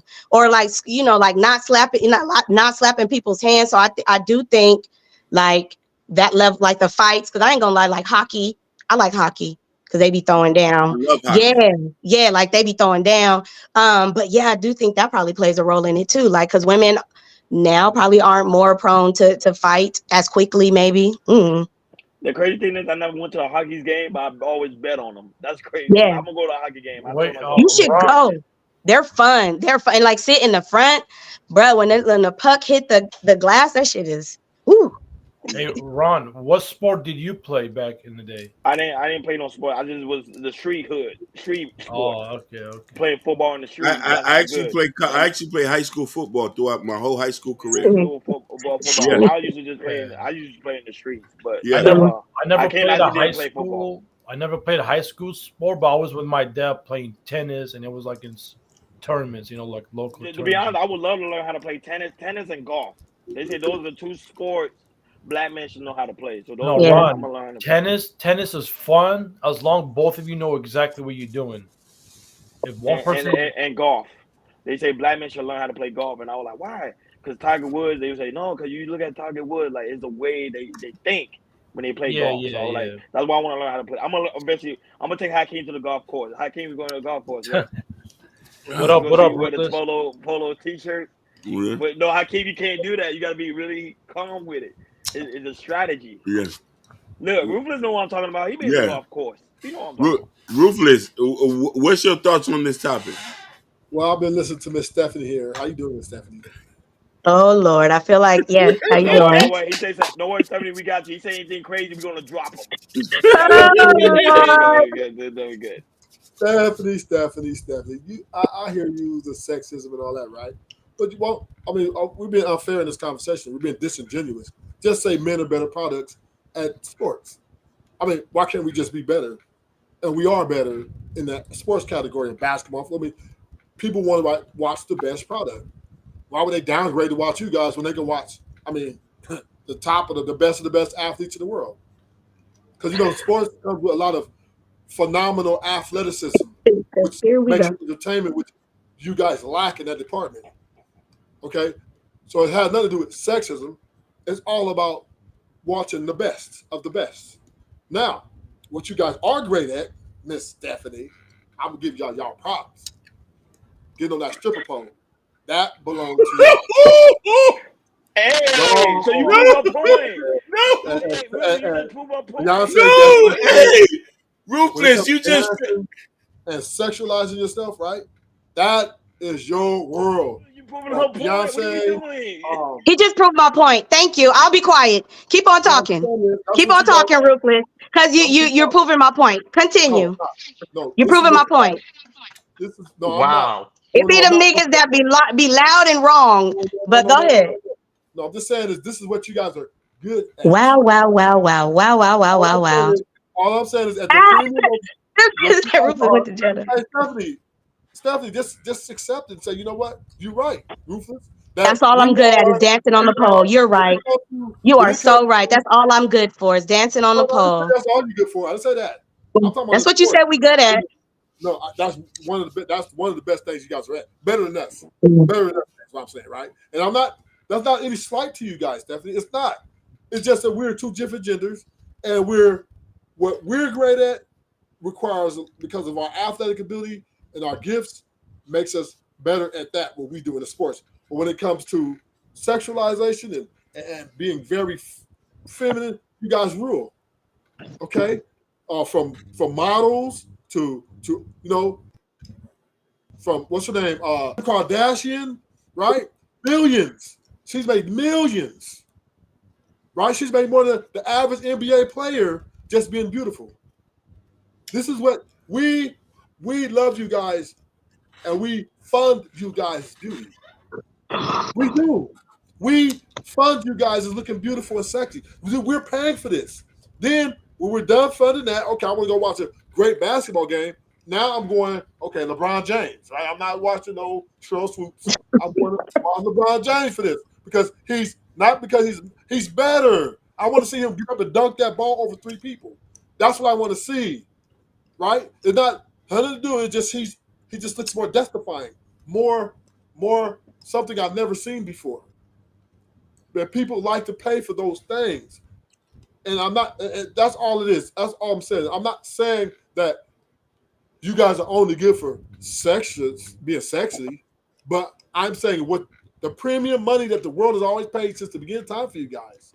The premium money that's been paid to you guys is for being sexy. The premium, the crime of the cream of the cream of all things. Beyonce has been a billionaire damn near of being sexy. There's nothing wrong with that. There's nothing wrong with that. It's taking what you're great at and saying, you know what?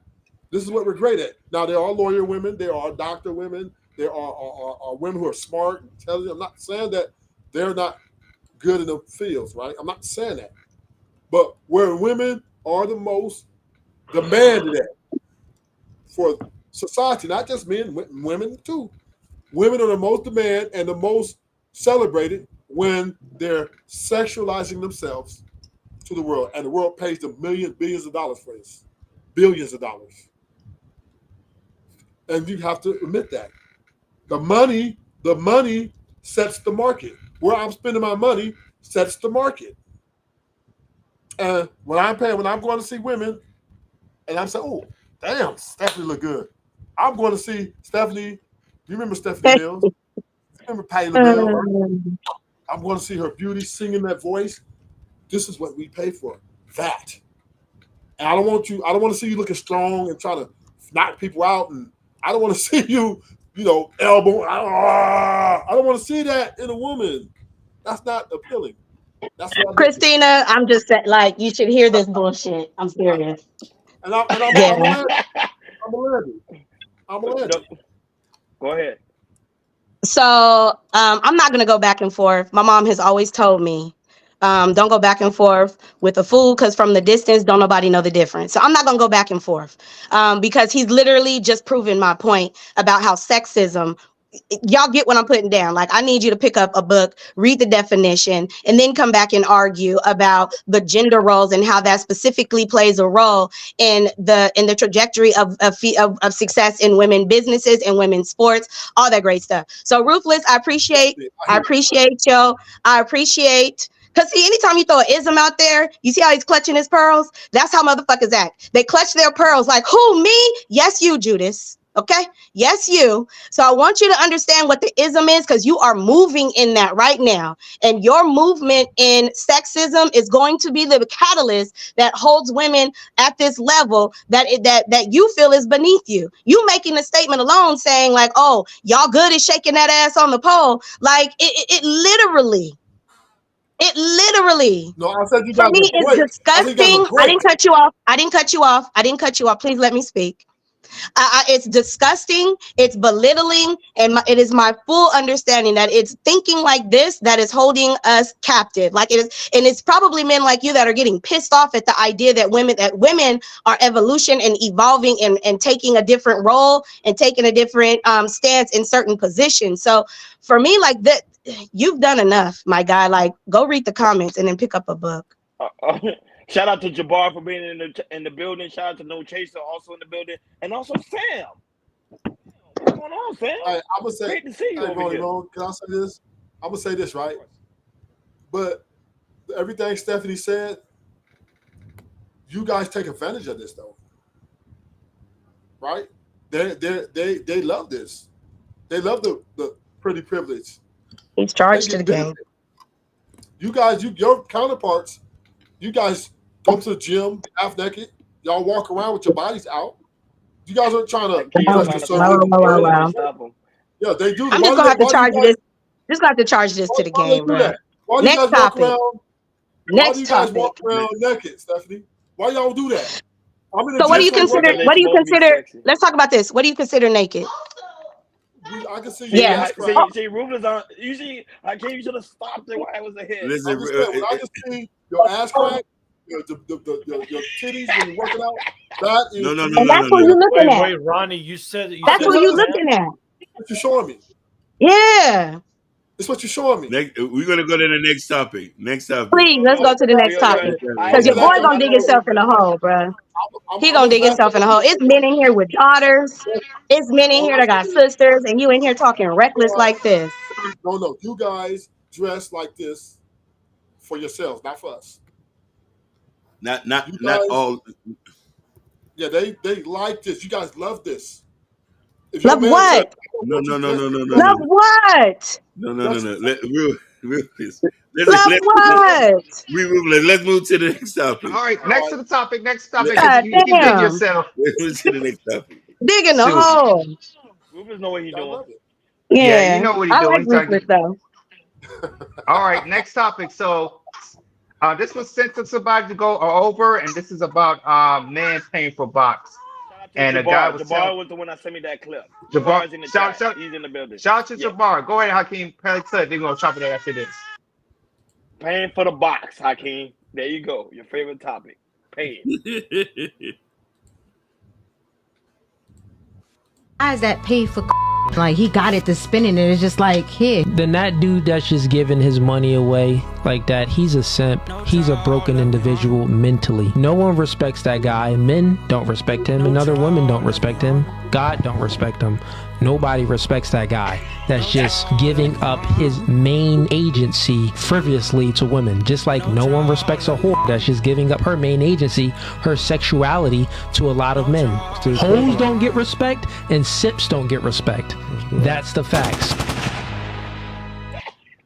I can hear what he says. Even God don't respect him. Wow. Wow. So yeah, I'm pushing to one of you guys. Who want to go first? Who want to go first?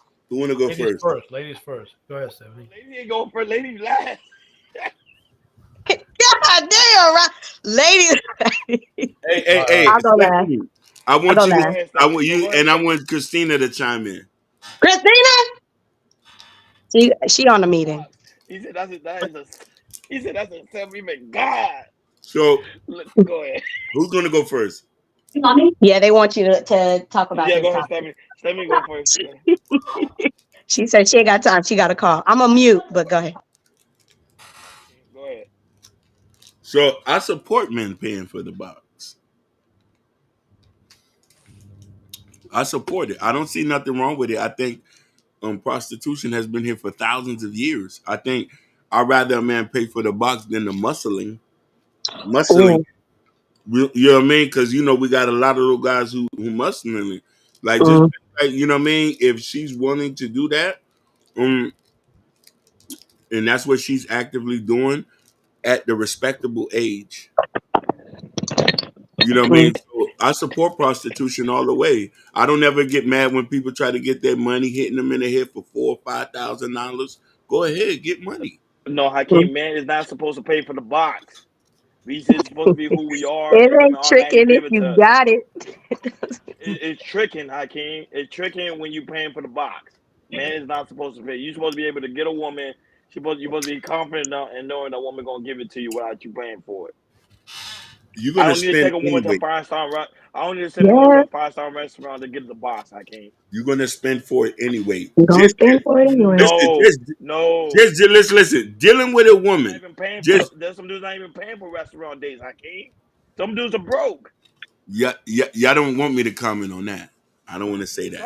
Some dudes are broke. Don't get him started. Don't put no quarters in Hakeem, please. When it comes, quarter on Hakeem, because I'm tired of him being quiet. Where he knows the truth. Me and him from the same hood. So we from the same block. But I'm saying, dude, some girls buy dudes Timberlands, buying them PlayStation, buying them Nikes, all that stuff. And they ain't got no money. There's a length of time you deal with a woman. Within that length, whatever money you spent, you're gonna spend money no matter how it is, and you smashing. I come from an era where the old man told me if you having sex with her, you're supposed to give her money. Hell no, I'm not supposed to give her money. The sex is equal trade, baby. The same way you have an orgasm, the same way I'm having an orgasm. No. Shit. You got to cut the check. Look, Rufus want to get in. I know he want to get in so bad. Go ahead, Rufus. Go ahead, Rufus. You get in. Y'all really want to hear my take on this? Not Yeah. really. First and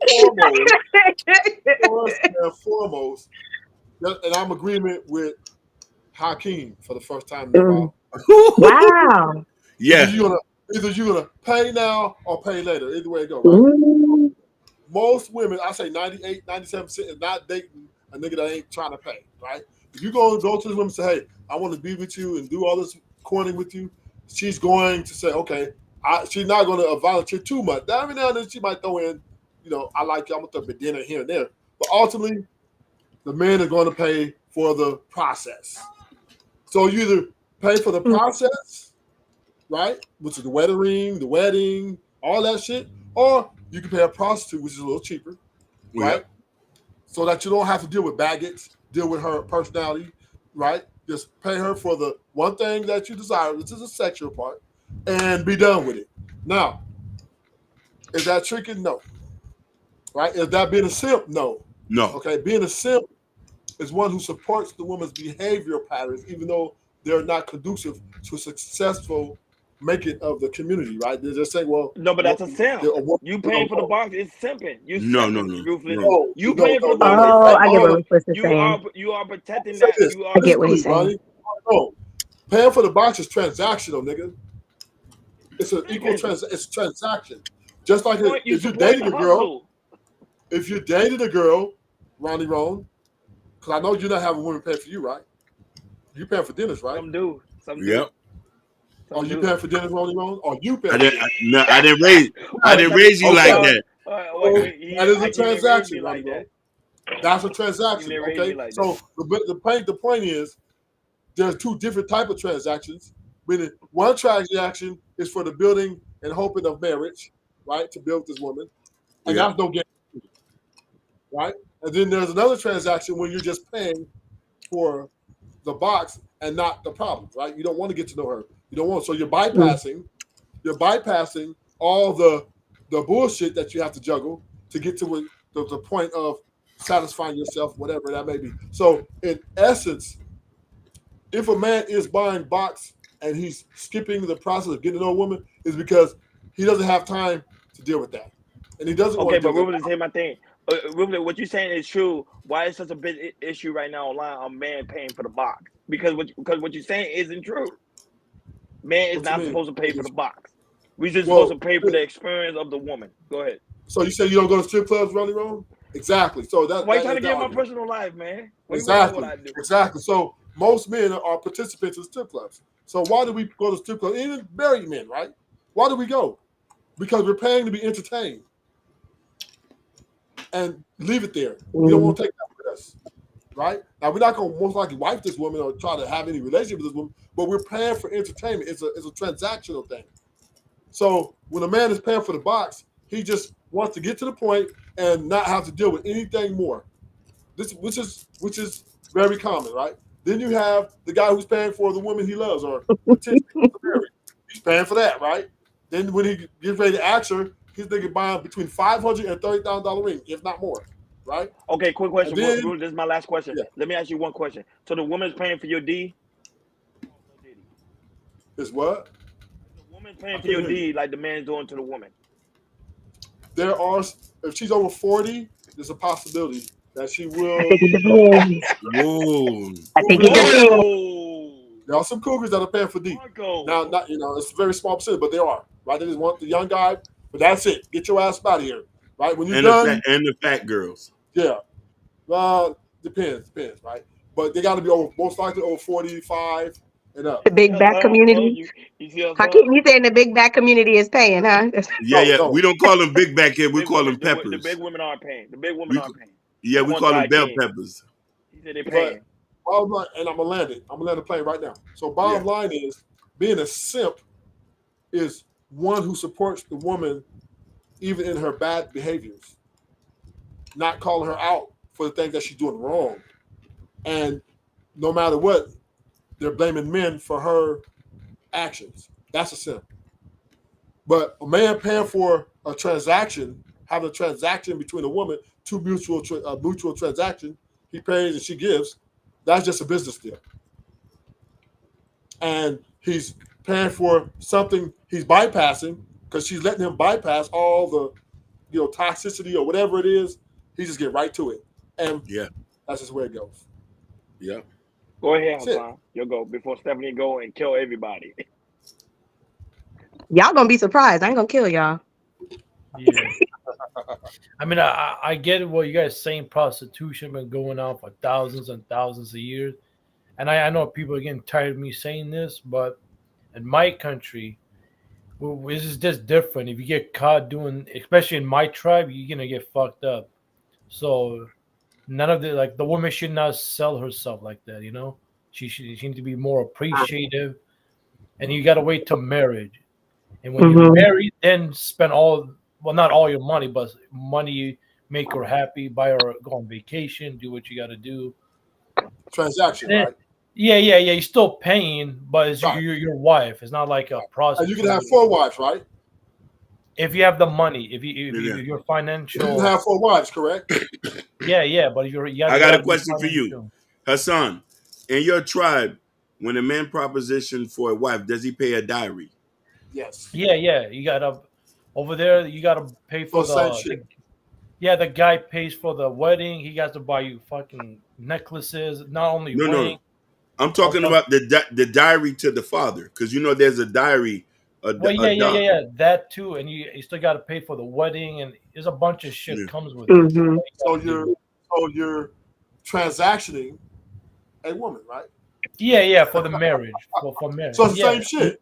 No. But they only do that for that tribe is to show that they're able to take care of that woman. They're not paying for the box. It's still a transaction. He's not paying for the box. He's not paying to have sex. He's still paying with her. He's still paying for that vagina. I'm sick of Rufus, man. That's what he wants. But for marriage, but it's not okay. I get what you're saying, Ruthless, but it's not over here like one night stand and see. Doesn't matter. Okay. You got you an in-house prostitute. Okay, so you buying a woman so you can have sex with her, but it's still paying for it. It's not free. Damn, it's not free. If your dad like, hey, what's up? You want my daughter? Yeah, she fine. How much you got, nigga? No, right? He's looking at how much you got. So you're buying her vagina, literally. What are we talking about here?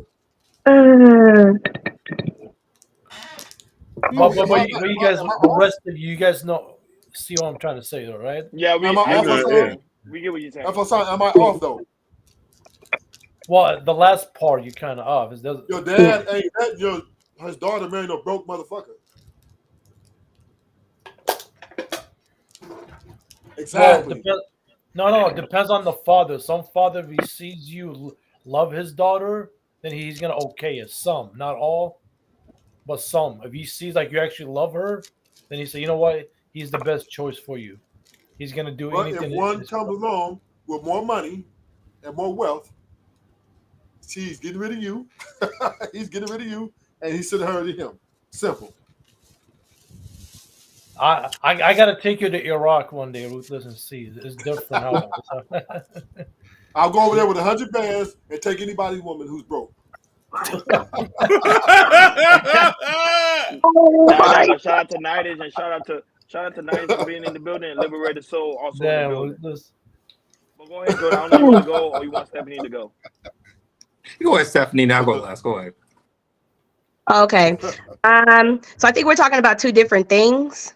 I think we're talking about transactions in the sense of like you were saying, Hassan, like marriages and relationships, which are true. And then we're talking about the transactions of just prostitution, like just plain old modern day. You give me this and I get that. And I think someone commented below, like if I'm paying for sex, then I ain't got to worry about birthdays. I ain't got to worry about anniversaries. I ain't got to worry. So I think we're talking about two different dynamics in relationships. And I think, Tony, I'm so scared to say this, but I agree with you slightly. Well, just in the sense of like all relationships are transactional.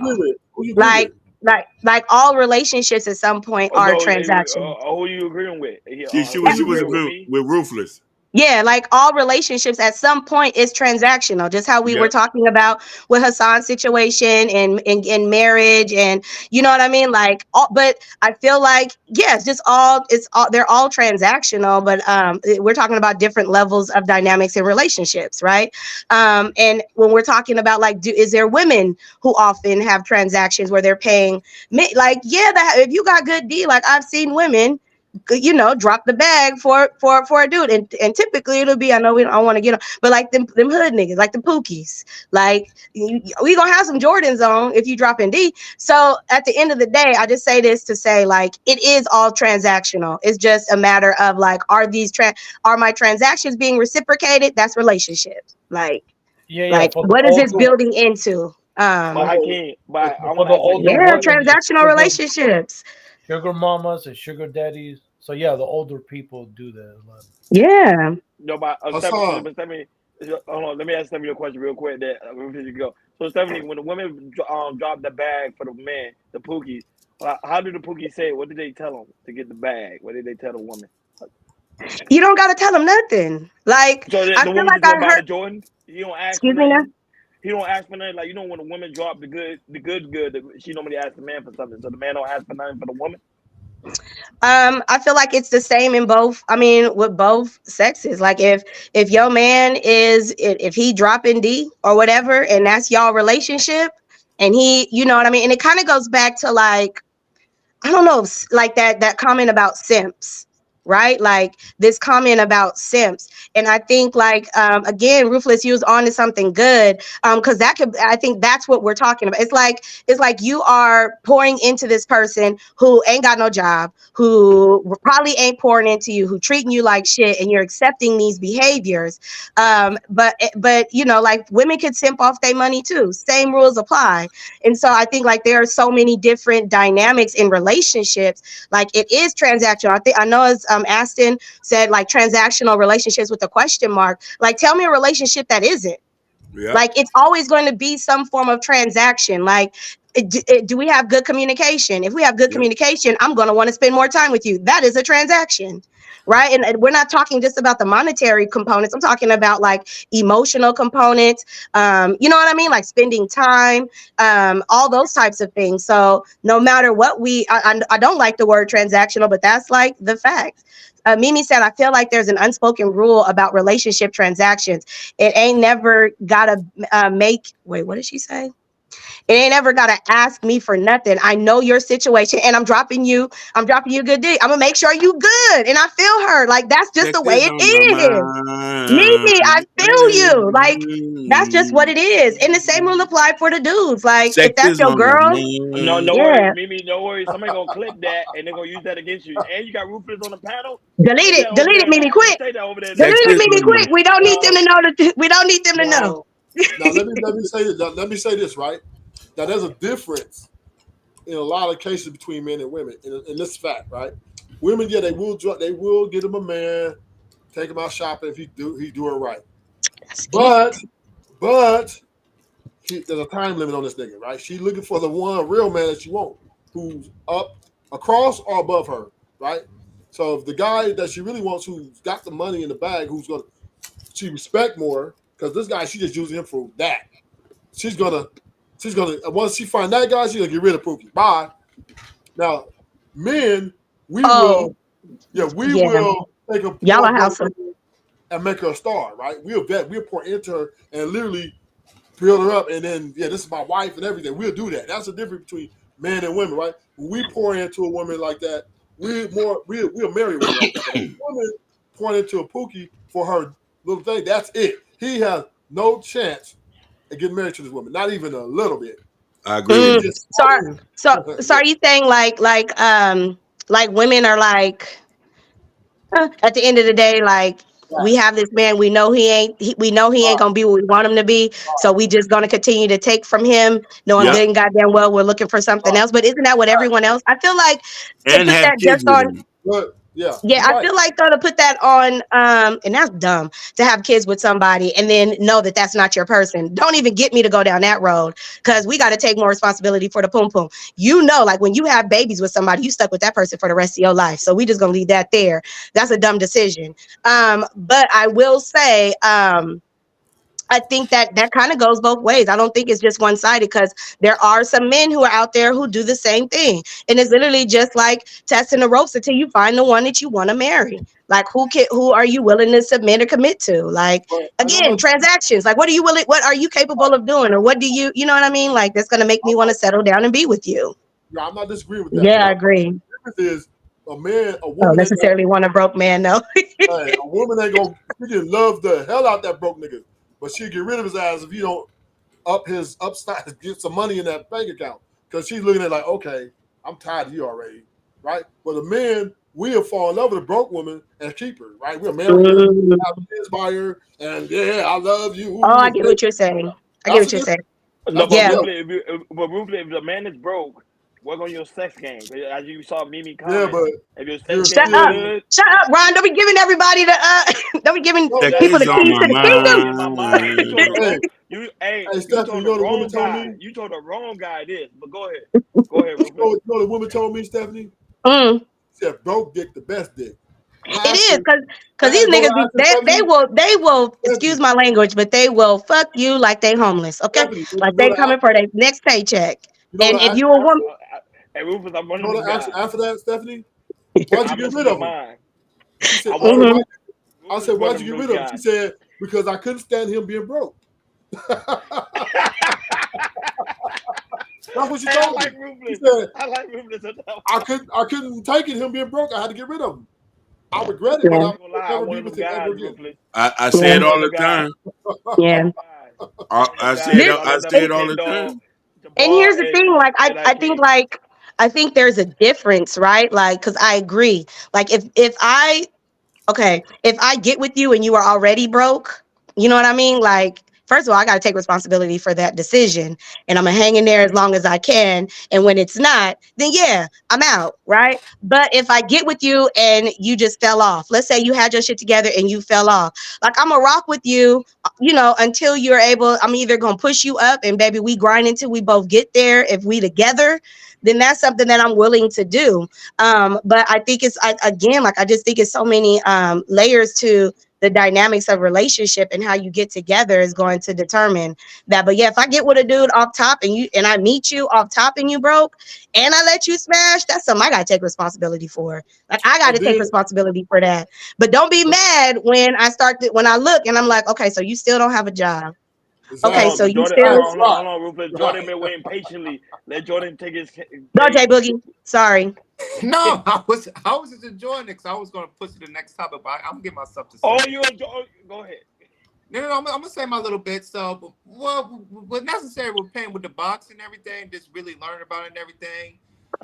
You know, I mean, transactions is everything from using money to pay to using money to pay for boxes. I think, like I said, for me, I think it's okay. It's been out there for, like I said, Yeah, thousands of years. I When have it. Hassan was saying, it happens in America, South America, Europe, China, you know, all over the world and everything. So I wouldn't necessarily you're a simp that you pay for boxing and everything, because sometimes there might be men who, you know, who don't have time for women in general, who might be a man that has a lot of money, who, you know, who's busy 24 hours a day, and there's sometimes you might get an escort or something, you know, pay for like an hour or so just to get the time in, and you know, maybe you'll talk to a woman or anything like that. But you know, yeah, for going to the pay for the box, you know, I don't think it's simplest. And you know, do what you do with your money. If you want to pay for box, you know, if you want to get it for free, you get it for free as well.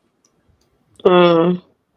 Oh, someone asked if the tables were turned and she is not employed, only benefiting from what men provide, what would you label this woman? Go A ahead, whore. Stephanie. Yeah. Yeah.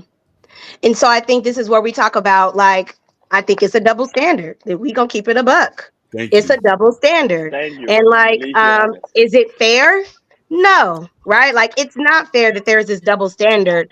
And it's okay for women to come in to that. And I'm gonna be honest. Have y'all heard?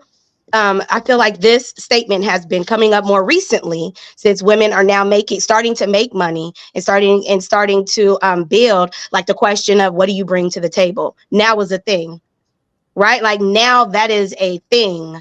And so when we ask these types of when that question is asked, like if the tables were turned, do I think there would be some men now, like in today's day, there will be some men who'll be like, I can't fuck with you. Like you ain't got no job and you want me to take care of you? Like what?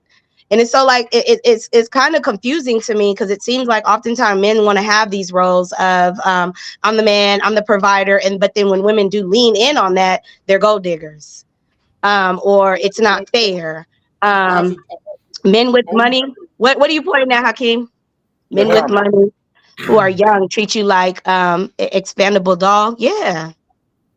But I'm gonna have to say Wait, are you saying a guy with a job and a woman that doesn't have a job is not fair? Is that what we're saying? No, he was like he's saying like it for women we are quicker to turn away a man who doesn't have a job as opposed to a man. A man wouldn't do the same thing for a woman. They would take a woman in and provide for her. But I think if this is a standard that we've created, or if this is a narrative that we've created for men, then when it does happen, why are we upset about it? You get what I'm saying? Like, so that when the tables are turned, why are we upset about it if this is what y'all have been wanting for so long? And so again, like now we're like moving towards this new evolution of women who are coming into and making money. So now a lot of guys are like, what do you bring to the table? And so like there's now this conversation happening of like, what do you bring to the table? Yeah. But they're intimidated by women who have money. So I agree with you, Sapphire. Like we got to make it make sense. Drizzle. Ruthless, you in trouble. Now you got Mimi! You in trouble. Shout out to Mimi. Another woman, yes. Whoa. Hey y'all. Yes, another woman. You came on the live. Whoa. Wait, so I'm at work. I am at work, so I can't come on camera or anything. But I heard somebody say, "Ooh, Ruthless, you in trouble." What did Ruthless say while I was logging in and may have missed it? You want me to sum it up for you, Mimi? Please do. Girl, let me tell you about your boy. This was like this conversation we're on now, this topic. He been good. Like he been on his best behavior. But baby, the conversation before pretty much was saying men are better athletes, they're stronger, and women are good at and make money sexualizing themselves, like doing pose. Okay, I heard that. Yeah. I was in the chat for that. The last thing y'all were talking about before I logged on was relational transactions. What was said? Yeah. I know he had something to say. What was said? I feel like everybody's pretty. I feel like I was about to go in. Go ahead. Oh, go.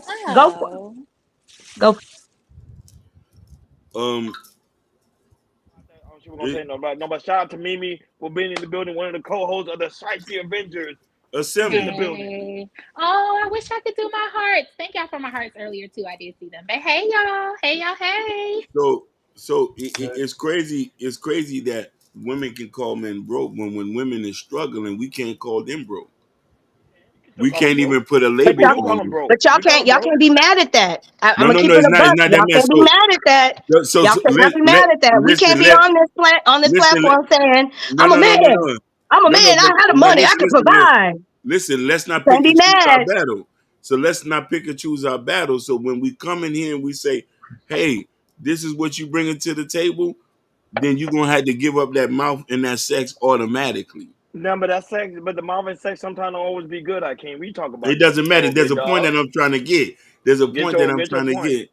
There's a point that I'm trying to get. So it's just that if we're going to do this, we just need to change the narrative and start questioning people based on character and not what they can bring to the table. But you know men didn't start promoting their wallets. That's the problem. Every time a man goes somewhere, we always got to promote our wallet. Wait, what did he say? We keep promoting our wallet. I didn't raise you like that. Well, I'm gonna say this, Ronnie, to disagree with you because our biggest judges are ourselves. So men judge men for being broke. Right? Wallet though. But if you go and listen, Ronnie Mo, if we all go to a restaurant, right? Let's just say we all go to a restaurant with all our women. Yeah. Me, Akeem, and Jordan there, we put out our wallet, Hassan, right? With your ass woman putting her purse out to pay for your bill. Yeah. You better believe you're never gonna hear the end of this. They go all the way home. You better know you're gonna best believe they're gonna say he's a pimp. Right. Your woman paying you broke ass, right? But I'm just call me a pimp. A lot of people, a lot of people gonna look at me as a pimp. No. And pay for the drink. A lot of men gonna think I'm a it pimp. doesn't go like that. Amongst men, we are our biggest critics. We judge niggas who's broke all the time. Oh, you broke ass nigga, right? That is our number one downgrade when it came to an argument. Ruthless, I'll say this. This is when you know you have a good woman. Let's say we do go out, right? And let's say you know, your bill got to be paid, and water bill got to be paid the same day that you got billed. And then also it took ready for your account. You know what a good woman might do? You gotta have a little conversation. She might sell you the money so you can pay for the bill, just to pay for the bill. That's what some good women do. I wish I had that. Have the woman pay for it. I wish I had that. I ain't never had a woman bought me nothing. Yeah, the send the sale and you still pay for it. But I ain't never had a woman bought me nothing. It's nothing wrong with that, right? But I'm just saying, other men coming from across the room, if they find out, they're finna shame you for it. Yep. So we are our biggest critics. So when the women call us broke, we really can't say nothing because our counterparts are even worse than they are. Mm-hmm. So there's no way you can say, Ronnie, that the drizzle thing ain't gonna last because once again, the men on the other side are gonna be looking, and if they see that woman at a bar and she's paying for your drink, niggas finna get on your ass. I'm telling you. No, they're gonna be just. There are some men. There are some men that will. You don't have to apologize. Hey, Ronnie. There are some men that will, get on your ass about it. But there are some men that'll look at you and be like, "How you get her to pay for your, ABCD? Teach me your ways." I mean, I am ruthless. We talk about that a lot on the show. Like, I am a woman that will pay for things. Like, I'll go buy you a drink. I don't have a problem with that. I don't believe that. I'm with her. I agree with you, Lily. If you were available when I was in Miami, you would have gotten a drink. Listen. I'm in the trenches. Listen. Hold on. Don't put that on me. I'm in the trenches, baby. We were looking for you. Your location was off. Your location was off. We were looking. My location was off for a reason. Listen. The only reason why I say that, y'all ladies got like pretty privilege, so I know y'all ain't spending no money on no nigga. I'm spending money. And you too, Stephanie. I know y'all ain't spending no money on no nigga. We're gonna go get our manicures and pedicures. Safari Grace, all y'all usually used to men cutting a check. I know that. It's not a matter of what we're used to. I know that. What we are doing. I will pay for a drink. I will. I'll pay for dinner. I will. We don't. They won't want the drink. We want the Timberlands. We want the Nikes. We want the I want cooked meals. Do what you need to do. Creases in my jeans. As long as you're doing what needs to be done, we can go shopping. I agree. I'm gonna pay for it. I'm a cook. I agree. Anyway, so okay. Here's the question of the day, though. Here's the question of the day.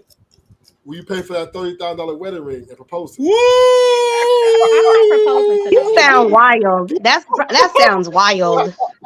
Why would a woman pay for her own engagement ring? You sound wild. I'm not gonna pay for my own ring. I'm not gonna propose to a man.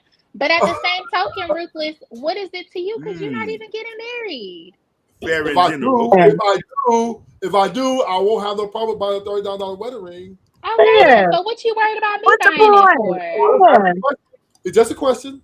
It's just a question. That's all it is. It's like it's your birthday, but pay for your own gift. All I'm saying is, if it comes down to it, will you foot the bill for the wedding? Oh, for the wedding? Yes. So like 50 bands. Are you going to foot that bill? Here's my thing. I'm fiscally, I feel like I'm responsible. I'm not spending that much money on a wedding. That's number one. And number two, you're like, I definitely feel like me and my fiance would be putting our monies together to pay for the wedding. Like, and it's going to be like, I'm not putting millions and millions of dollars into a wedding. If anything, I'm like, let's go on this cruise. We can invite people and then stack our money to get some property. So like, we're talking about building relationship and union. Like, yeah, building. I'm trying to prepare for marriage and not prepare for a fucking wedding. Here's Like, the question. Okay, cool. Yeah. But last question. Let's just say you're already there, though. Say you work over 500 bands. You're there already, and you meet the man of your dreams, but he's not quite there. Will you pay for that wedding ring? Will you say, you know what, I'm going to get the wedding ring, and I'm going to propose to you? And I'm not proposing to no man. Regardless of how much, regardless of how much money I make, I'm not proposing to no man because I know my worth. That's like that's a whole other topic. I ain't proposing to no man. Sorry, y'all can be mad if you want to. How can y'all sit in here with this strong masculine energy and then say, "Oh, when I say I will not, I'm going to stand in my feminine energy and I expect for y'all to step to me and ask me for my hand in marriage." Don't you dare give me the not the question of the pearls, my niggas. Like hell no, hell no. We want to see you on your knees. You got to be on your knees. We want to see you on your said knees. it's not him. It's Hakeem and Ruthless. That's what Hassan said. Listen. You see, I'm not saying anything. I'm on we just was trying to add some sauce to it. That's all. Listen, it was You're a little too the spicy. It's a little too spicy for my taste, huh? Yeah, a little sassy, ain't it? They a little sassy over here talking about get down on bending knee. Nigga, I am not boys to men, okay? I am not about to do it. Well, we can't knock it though. But there's some women that do that though. There's some women. I ain't doing it. There are women that do that. Yeah. It's a lot of women proposing. We just not two of them. Hey, Hakeem, now you see how they look at us, right? They're like, these niggas ain't worth that. But that's but not we what would was say, said. That's not what was said. Hey, Hakeem, but we would say she's worth that. That's not what was said. Listen, I know. So here's the thing. Here's the thing. We're not talking about what you're worth. We're talking about the level of the sacrifice that comes with committing and submitting to a man for the rest of our life. So when we're talking about submission and you giving me a ring that's saying, hey, I want you to trust me. All this independence that you've been carrying on yourself, I want you to trust me to be the head of your household. That's where that ring comes into play. I'm not like the roles are not reversed. I don't want my man to lean on me to make all the decisions for the household, boo. So it has nothing to do with worthiness and has everything to do with like I'm relinquishing my trust. I'm relinquishing my independence and literally trusting you. So like it ain't no worth. Stephanie, we've been in a relationship for 5 years. Here we go with the submission. Submission hit somebody in the wrong way. Woo! It does, girl. It do. It hit different. We've been in a relationship for 5 years. I already got that. The ring is just a courtesy. It's a gesture. That's all it is. Nigga said it. House husbands of 2024. It doesn't. It's where I value you as a person. That I'm not giving this ring to just any woman. You're special. That's what the gesture is for a ring. It's not because I'm going to submission. I already got that. But it took you 5 years and 4 women in conjunction with me to figure out that I was the one that you wanted to be with. But I tell you that you're not worth it. Yes. Mimi, I just couldn't afford it. I couldn't wait. And Mimi, this is literally this is the same person who literally was just like, I don't know, they able to just drop us at the dime when they're ready to move on and find something better. Like you've been holding this woman hostage for 5 years. 5 years. And 5 years. And you now you mad because you gotta commit to her? Ruthless is not monogamous. It was 5 years and multiple women, child. It took you way too long and way too many experiences to figure out that I was worth it. And it's time to go. Sorry. Then it's time to go. It's time to go. Mimi, I like you. I like you too, girl. I knew you was worth it, Mimi, after 2 years. I just couldn't afford what I wanted to get a specific type of ring, and I couldn't afford it till year 5. That's the only thing. It sounds good. That's cool. What that got to do with paying for the ring and paying for the wedding? Because it took me time to build to get the money for that ring. That's cool. That's cool. When we talk about being married, you were just saying, Mimi, that why it take 5 years? Because I was trying to get my money right. Hold on, Ruthless. Now you know me better than that, honey. Okay. And don't move the goalpost. What I said was that's what he does. What I said was Ruthless is not monogamous. So I'm putting me and Ruthless together in this situation, right? It took Ruthless 5 years and multiple women to figure out that I was worth it. I'm good on that. Right now, if this was another situation, let's say me and Roni, right? It's just me and him. He's monogamous. 2 years, you knew I was worth it. We talked about getting married. We talked about what type of ring you want to get me, or whatever the case was. We talked about budgeting. We talked about the timeline. That's different. Ruthless is not monogamous. I'm not sticking around being no one of however many, nigga. I'm a one of one. Do you hear me? One of one. Talk your shit, sis. Talk Okay. your shit. Yes, Ruthless, 5 years, multiple women for a commitment. I'm good. I'm good on Talk your that. shit, Mimi. Talk your I'm shit. good on that. But at the end of the day, that was not the question. The question was, you're talking about you pay for dinner, and I took it to the next level. Would you buy your one monogamous man who's been monogamous to you for 2 years? Would you buy him a wedding ring? I would buy my man. I would buy my man a ring. You asked if we would buy our. You asked if no. You asked if we would. No, it wasn't. You asked if we would buy our own ring. I'm not buying my own ring. And to keep it a buck, like I feel like, isn't it tradition for the man to buy the engagement ring, the ring, and then women for your husband, for the groom, you buy the band. So it happens anyway. Exactly. So it happens anyway. But some men buy Just both. giving, we're just giving, but we're just you moving the goalposts. And right now it's on the curb. Y'all know that's how Ruthless in the parking lot, my G. That's how Ruthless is. It's cool. Monogamy is something that is failing at a great rate. So all that trying to sell me on monogamy, the numbers say that it's not worth it. All these divorces, all these breaking up in these relationships says clearly that monogamy. Cite your sources. Cite your sources. Where you getting these statistics from? Where are you getting these statistics from? From the Google.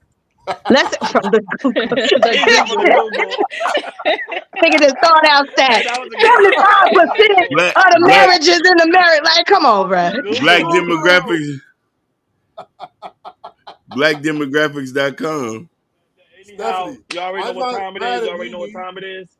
It's time to end the show, guys. It's time to end the show. It's time to end the show. Sorry, guys. Wait, Ronnie, wrong. Or your last point. Yeah, your last point. Go ahead. Done. All I'm saying is I love women, right? And I think you guys are awesome in retrospect of your beauty and elegance. But when it comes to the journey, when it comes to putting in the work, to stand down for your man, to stand down for the cause, you guys are lacking. You guys are lacking. Don't do that. Don't do that. Because here's the thing. I feel like this needs to be the next topic. I'm almost done, Stephanie. All I'm saying is you guys are quitters. You guys are quitting the relationship. You guys are quitting because you guys are all about self. And I landed. No, but hey, Ashton, do a part 2 on your channel. We all will go over there, but we got to end the I'll show go, here. Ashton. Ashton, drop your link. Drop your link to the chat. Start up a show. Start up a queue because this is a great conversation. But I want everybody to go over there to continue the conversation. I think it's great because Jordan got to get ready for work. I got to get ready for work as well. But sorry, guys, time to end the show. Any final thoughts before we end? I know it sucks, but me and Jordan, we hardworking man. We don't stop. I love it. I can't show the statistic when we try to. Oh my God, nigga, don't do that. Cause you know we can't talk about it. Out of pocket.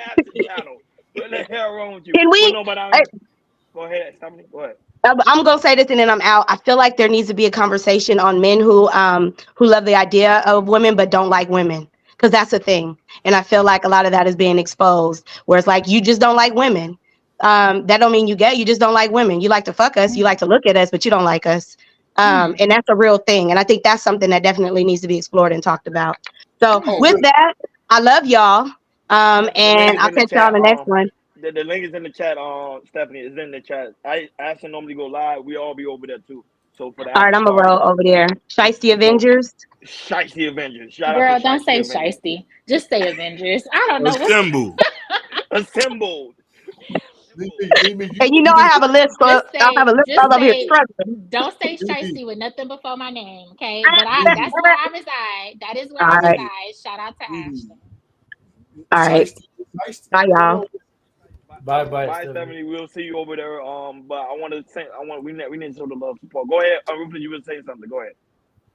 No, I'm just saying is to the women, you know, we love. He don't like us. No, he don't like us. We just want y'all to be champions. We need y'all just to be there for us when times get rough.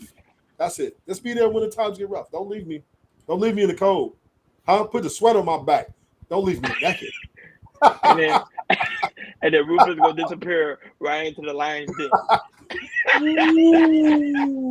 Yo, Hassan, any final thoughts? Rufus gonna disappear any minute now. I'm telling you, he's gone. He's going right into the lion's den. Yeah, See, he's yeah. laughing because I already figured Rufus out. Rufus doing good too. He disappears. You be like, what in the world? We'll go ahead, Hassan. Any final thoughts? Yeah, I appreciate it, everybody. Great conversation, great talk, and thank you for bringing me up. And can't wait for the next one. Yes.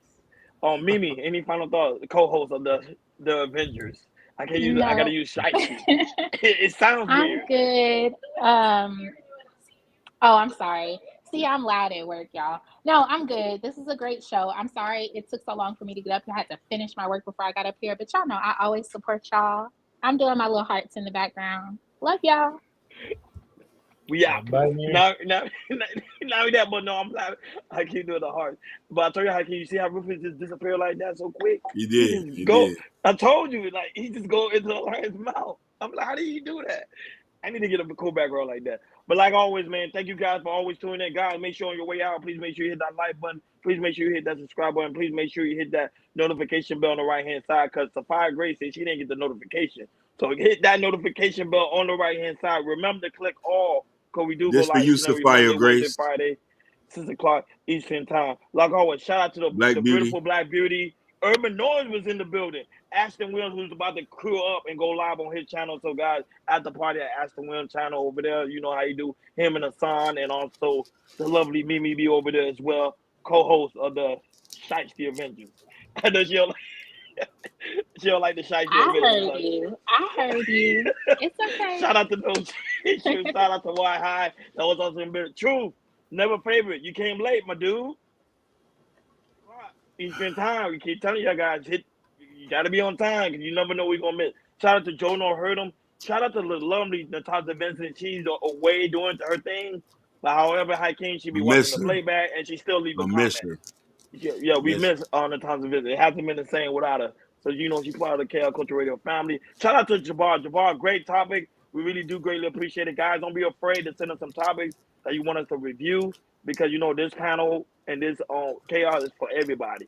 So that's why we do what we do. It's not only about me and Hakeem and Jordan. It's about the whole audience, and for us to have a good time. Shout out to Sugar Bun being well behaved, Hakeem. You changed her life. Yeah. She's been going off, man. She's been going off. Her points have been the clear. Yeah. She didn't call us no badness. He said the show is here. Yeah, shout out to that, man. Shout out to Y High, who also was in the building. Josh W, who was in the building. The lovely Sherry Bryan, also Bobby Bryan. Even though she didn't comment, we know she's always watching in the cloud. Shout out to those that also watches on the playback. Go ahead, King. Nightish. Also, shout out to her son. It's What It Is TV. His link is in the description. Yes. Subscribe to him. You know what I mean? He does good content. You know what I mean? We trying to grow the whole family. Yeah, of course. Shout out to the lovely Sophia Grace, man. Sophia Grace, a great supporter of the hey, platform. Pretty We really Red, do greatly appreciate it. Pretty You don't understand, Red. Sophia. We really thank you. We really appreciate it. Miss Reed, thank you so much for always being here. Liberated Soul, Truth Never Favorite, who always hear him, and Tequila. You know what I'm saying? They together. That's why I said their name. They together. So Yeah. I know what he's watching. She's watching as well. So it's like, man, like, you guys are making this show very impactful. We really do greatly appreciate it. Especially Kendall. Kendall, you've been doing amazing work. Hakeem will tell me how you on the team. I said, Yeah. Hakeem's already on the team. Yeah. Oh, She Rising Soul. That's her channel? She Rising Soul. Yo, Sophia, I'm over there. I'm over there. I go, Genesis After Dark, you late, baby. Whoa. You late. You see? Detroit, you coming in this late? That's why the Lions is like that, baby. I think people are not getting the notification. People are not getting the notification. I think that's what it is. So, guys, make sure y'all go to that notification bell. Click all. That's Sophia. That's She Rising Soul. That's her? Yeah, that's her. That's her. Oh, I watch her. Baby love, I'm already subscribed. You got to comment. Yeah, I'll be in the comments. I'll be over there. Yeah, I was watching your stuff the other day. Yeah. Yeah, that's her. That's Tampa, right? Tampa. Yeah. Hakeem, where you be at? Do you be paying attention? No. She has a very beautiful voice. She You do. know what I mean? Yeah, very She do. beautiful And voice. she reads a lot. I'm Sophia not. got I books. can tell. Now what she I like? can see. She like you an author?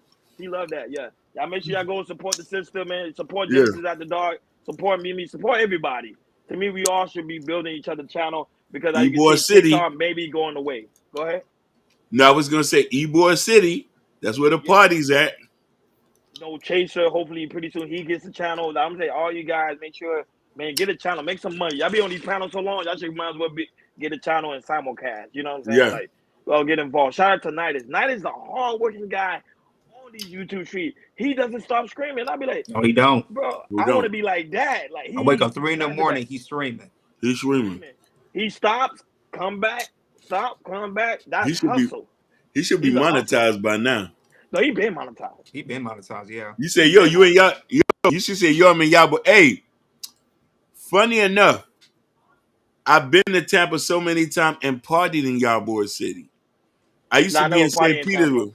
I never been. I never Oh, party. you know, listen, I done been all over. Ybor City, St. Pete, you know what I mean, Bradenton, you know what I'm saying? Like, What's in St. Pete? Hakeem, what's in St. Pete? St. Pete, the hood. St. Pete there. Bye, Sherry No, Brown. lovely Sherry Brown for always being here. Your son Sky, and also your man Gorilla Thank Black, you. who Gorilla also Black. be watching the He show. lucky, Great. man.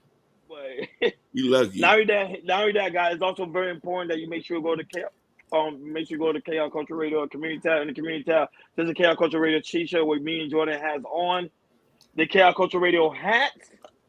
I forgot the beanie, but I got the beanies too. And the KR Culture Radio coffee mug, bro. We all geared up. And also Hakeem's book, Black Love. Yeah. This one right here is a really good book. Back really on. good book. It's back on. It's back on. The book is back on? Black Love is back on, but Nakapenda is not going to be on there. Yeah, so you got 101, 104. Hello? Yeah. Don't mess around. When I mean we invest into the platform, we really do. We got the books. You know, I told Hakeem, make sure he give me an autograph. And Hassan, the crazy thing is, I live up the street from him, and he still haven't autographed my book. Listen. That's crazy, listen, he don't need the autograph because I'm here permanently with him. You feel me? But I'm going to sign it. But still sign it. Yeah, I'm going to sign it. But you know what I mean? But Hakeem, did they apologize to you? No, you know, there was some technical difficulties, me and the writer, but we trying to get that, you know, that listen, that book was impactful. It was a lot of information in that. Roni has one. It's only 4 books ever made. 4 books ever made. Come on, now there's no difficulties here. They knew you're Haitian. That's probably what they thought I was going to take over. Is Nakapenda, How to Love the Black Woman. It's not in stores, so you can't get it. It's not in the Amazon. So listen, I tried to send you. They took the book down. They took the book down. The book is down. This book is not there. So Hakeem's trying to get the book back on. So Sophia Grace, I am on Amazon. Yeah. He's on there.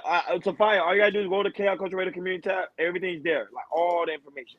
All the information is there. But this book is not on there no more. Yeah, that's one of. It's only me, 1 of 4. Me one and of 4 4 have a copy. Put it on eBay. Try eBay with that book. I might have to get some printed and then they do it like that. He got to get some printed, then he had to resell it. But yeah, I'm saying Hakeem got 2 books. He's out here working.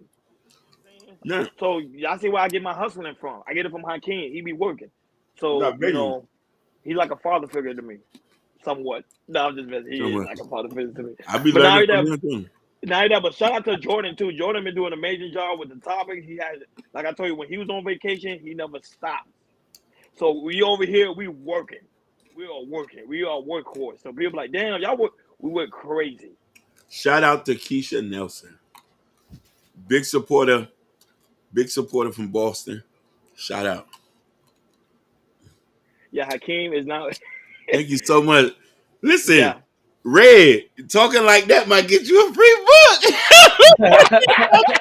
But Hakeem, Sophia don't do that. Listen, I might even go in the dungeons and get that 1 of 4. I might sit on my copy. That's what's up, Hakeem. You're the second person in this space wrote a book. You and Yeah. Angel Man. Listen, Well, I can't don't play. I don't play. Listen, This was one of his dreams. this is my dream. This is his dream. I got another book that I'm writing for young black men on how to save them from the ghetto. And so this is something that give you a quick story and I'm gonna let y'all go. My parents, we come from another country. My mother always focused on education.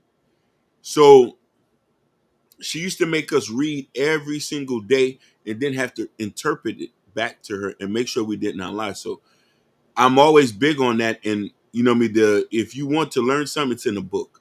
Everything they hide from us is in a book. So it is that, I believe in black love. I believe in our people. And I want to write something that's in a positive light. And but that's an ode to my mother. My mother was so focused on education, and which made me, by nature, I'm a nerd. I'm a Pokemon nigga. Oh, there, Charizard and all that. So no, I like Pokemon too. Don't worry. yeah. So that's why me writing books. I want to classes. I also want to go back and into schools and set up a class for kids and stuff like that. That's all I got. Genesis, I thought you say, Genesis said, "Where's my autograph?" It's down. This book is down. Don't worry. We're gonna take care of you too. We're gonna take care of you too. So, but not only that, but shout out to you guys. Shout out to everyone that support the platform. Even though I watch us on Kick and also Twitch, we really do greatly appreciate you guys. Guys, make sure on Kick and Twitch, make sure you subscribe. Make sure you follow. Because then some people, they come in there, they leave comment, and they disappear. You got to follow on Kick and Twitch. That's why you keep watching the platform. It's weird over there. It's a weird type of platform. But you got to follow over there. It's very important. And pretty soon we will be on Rumble. Rumble ain't going anywhere, but TikTok, maybe. But like always, thank you for tuning in to KL Culture Radio. We over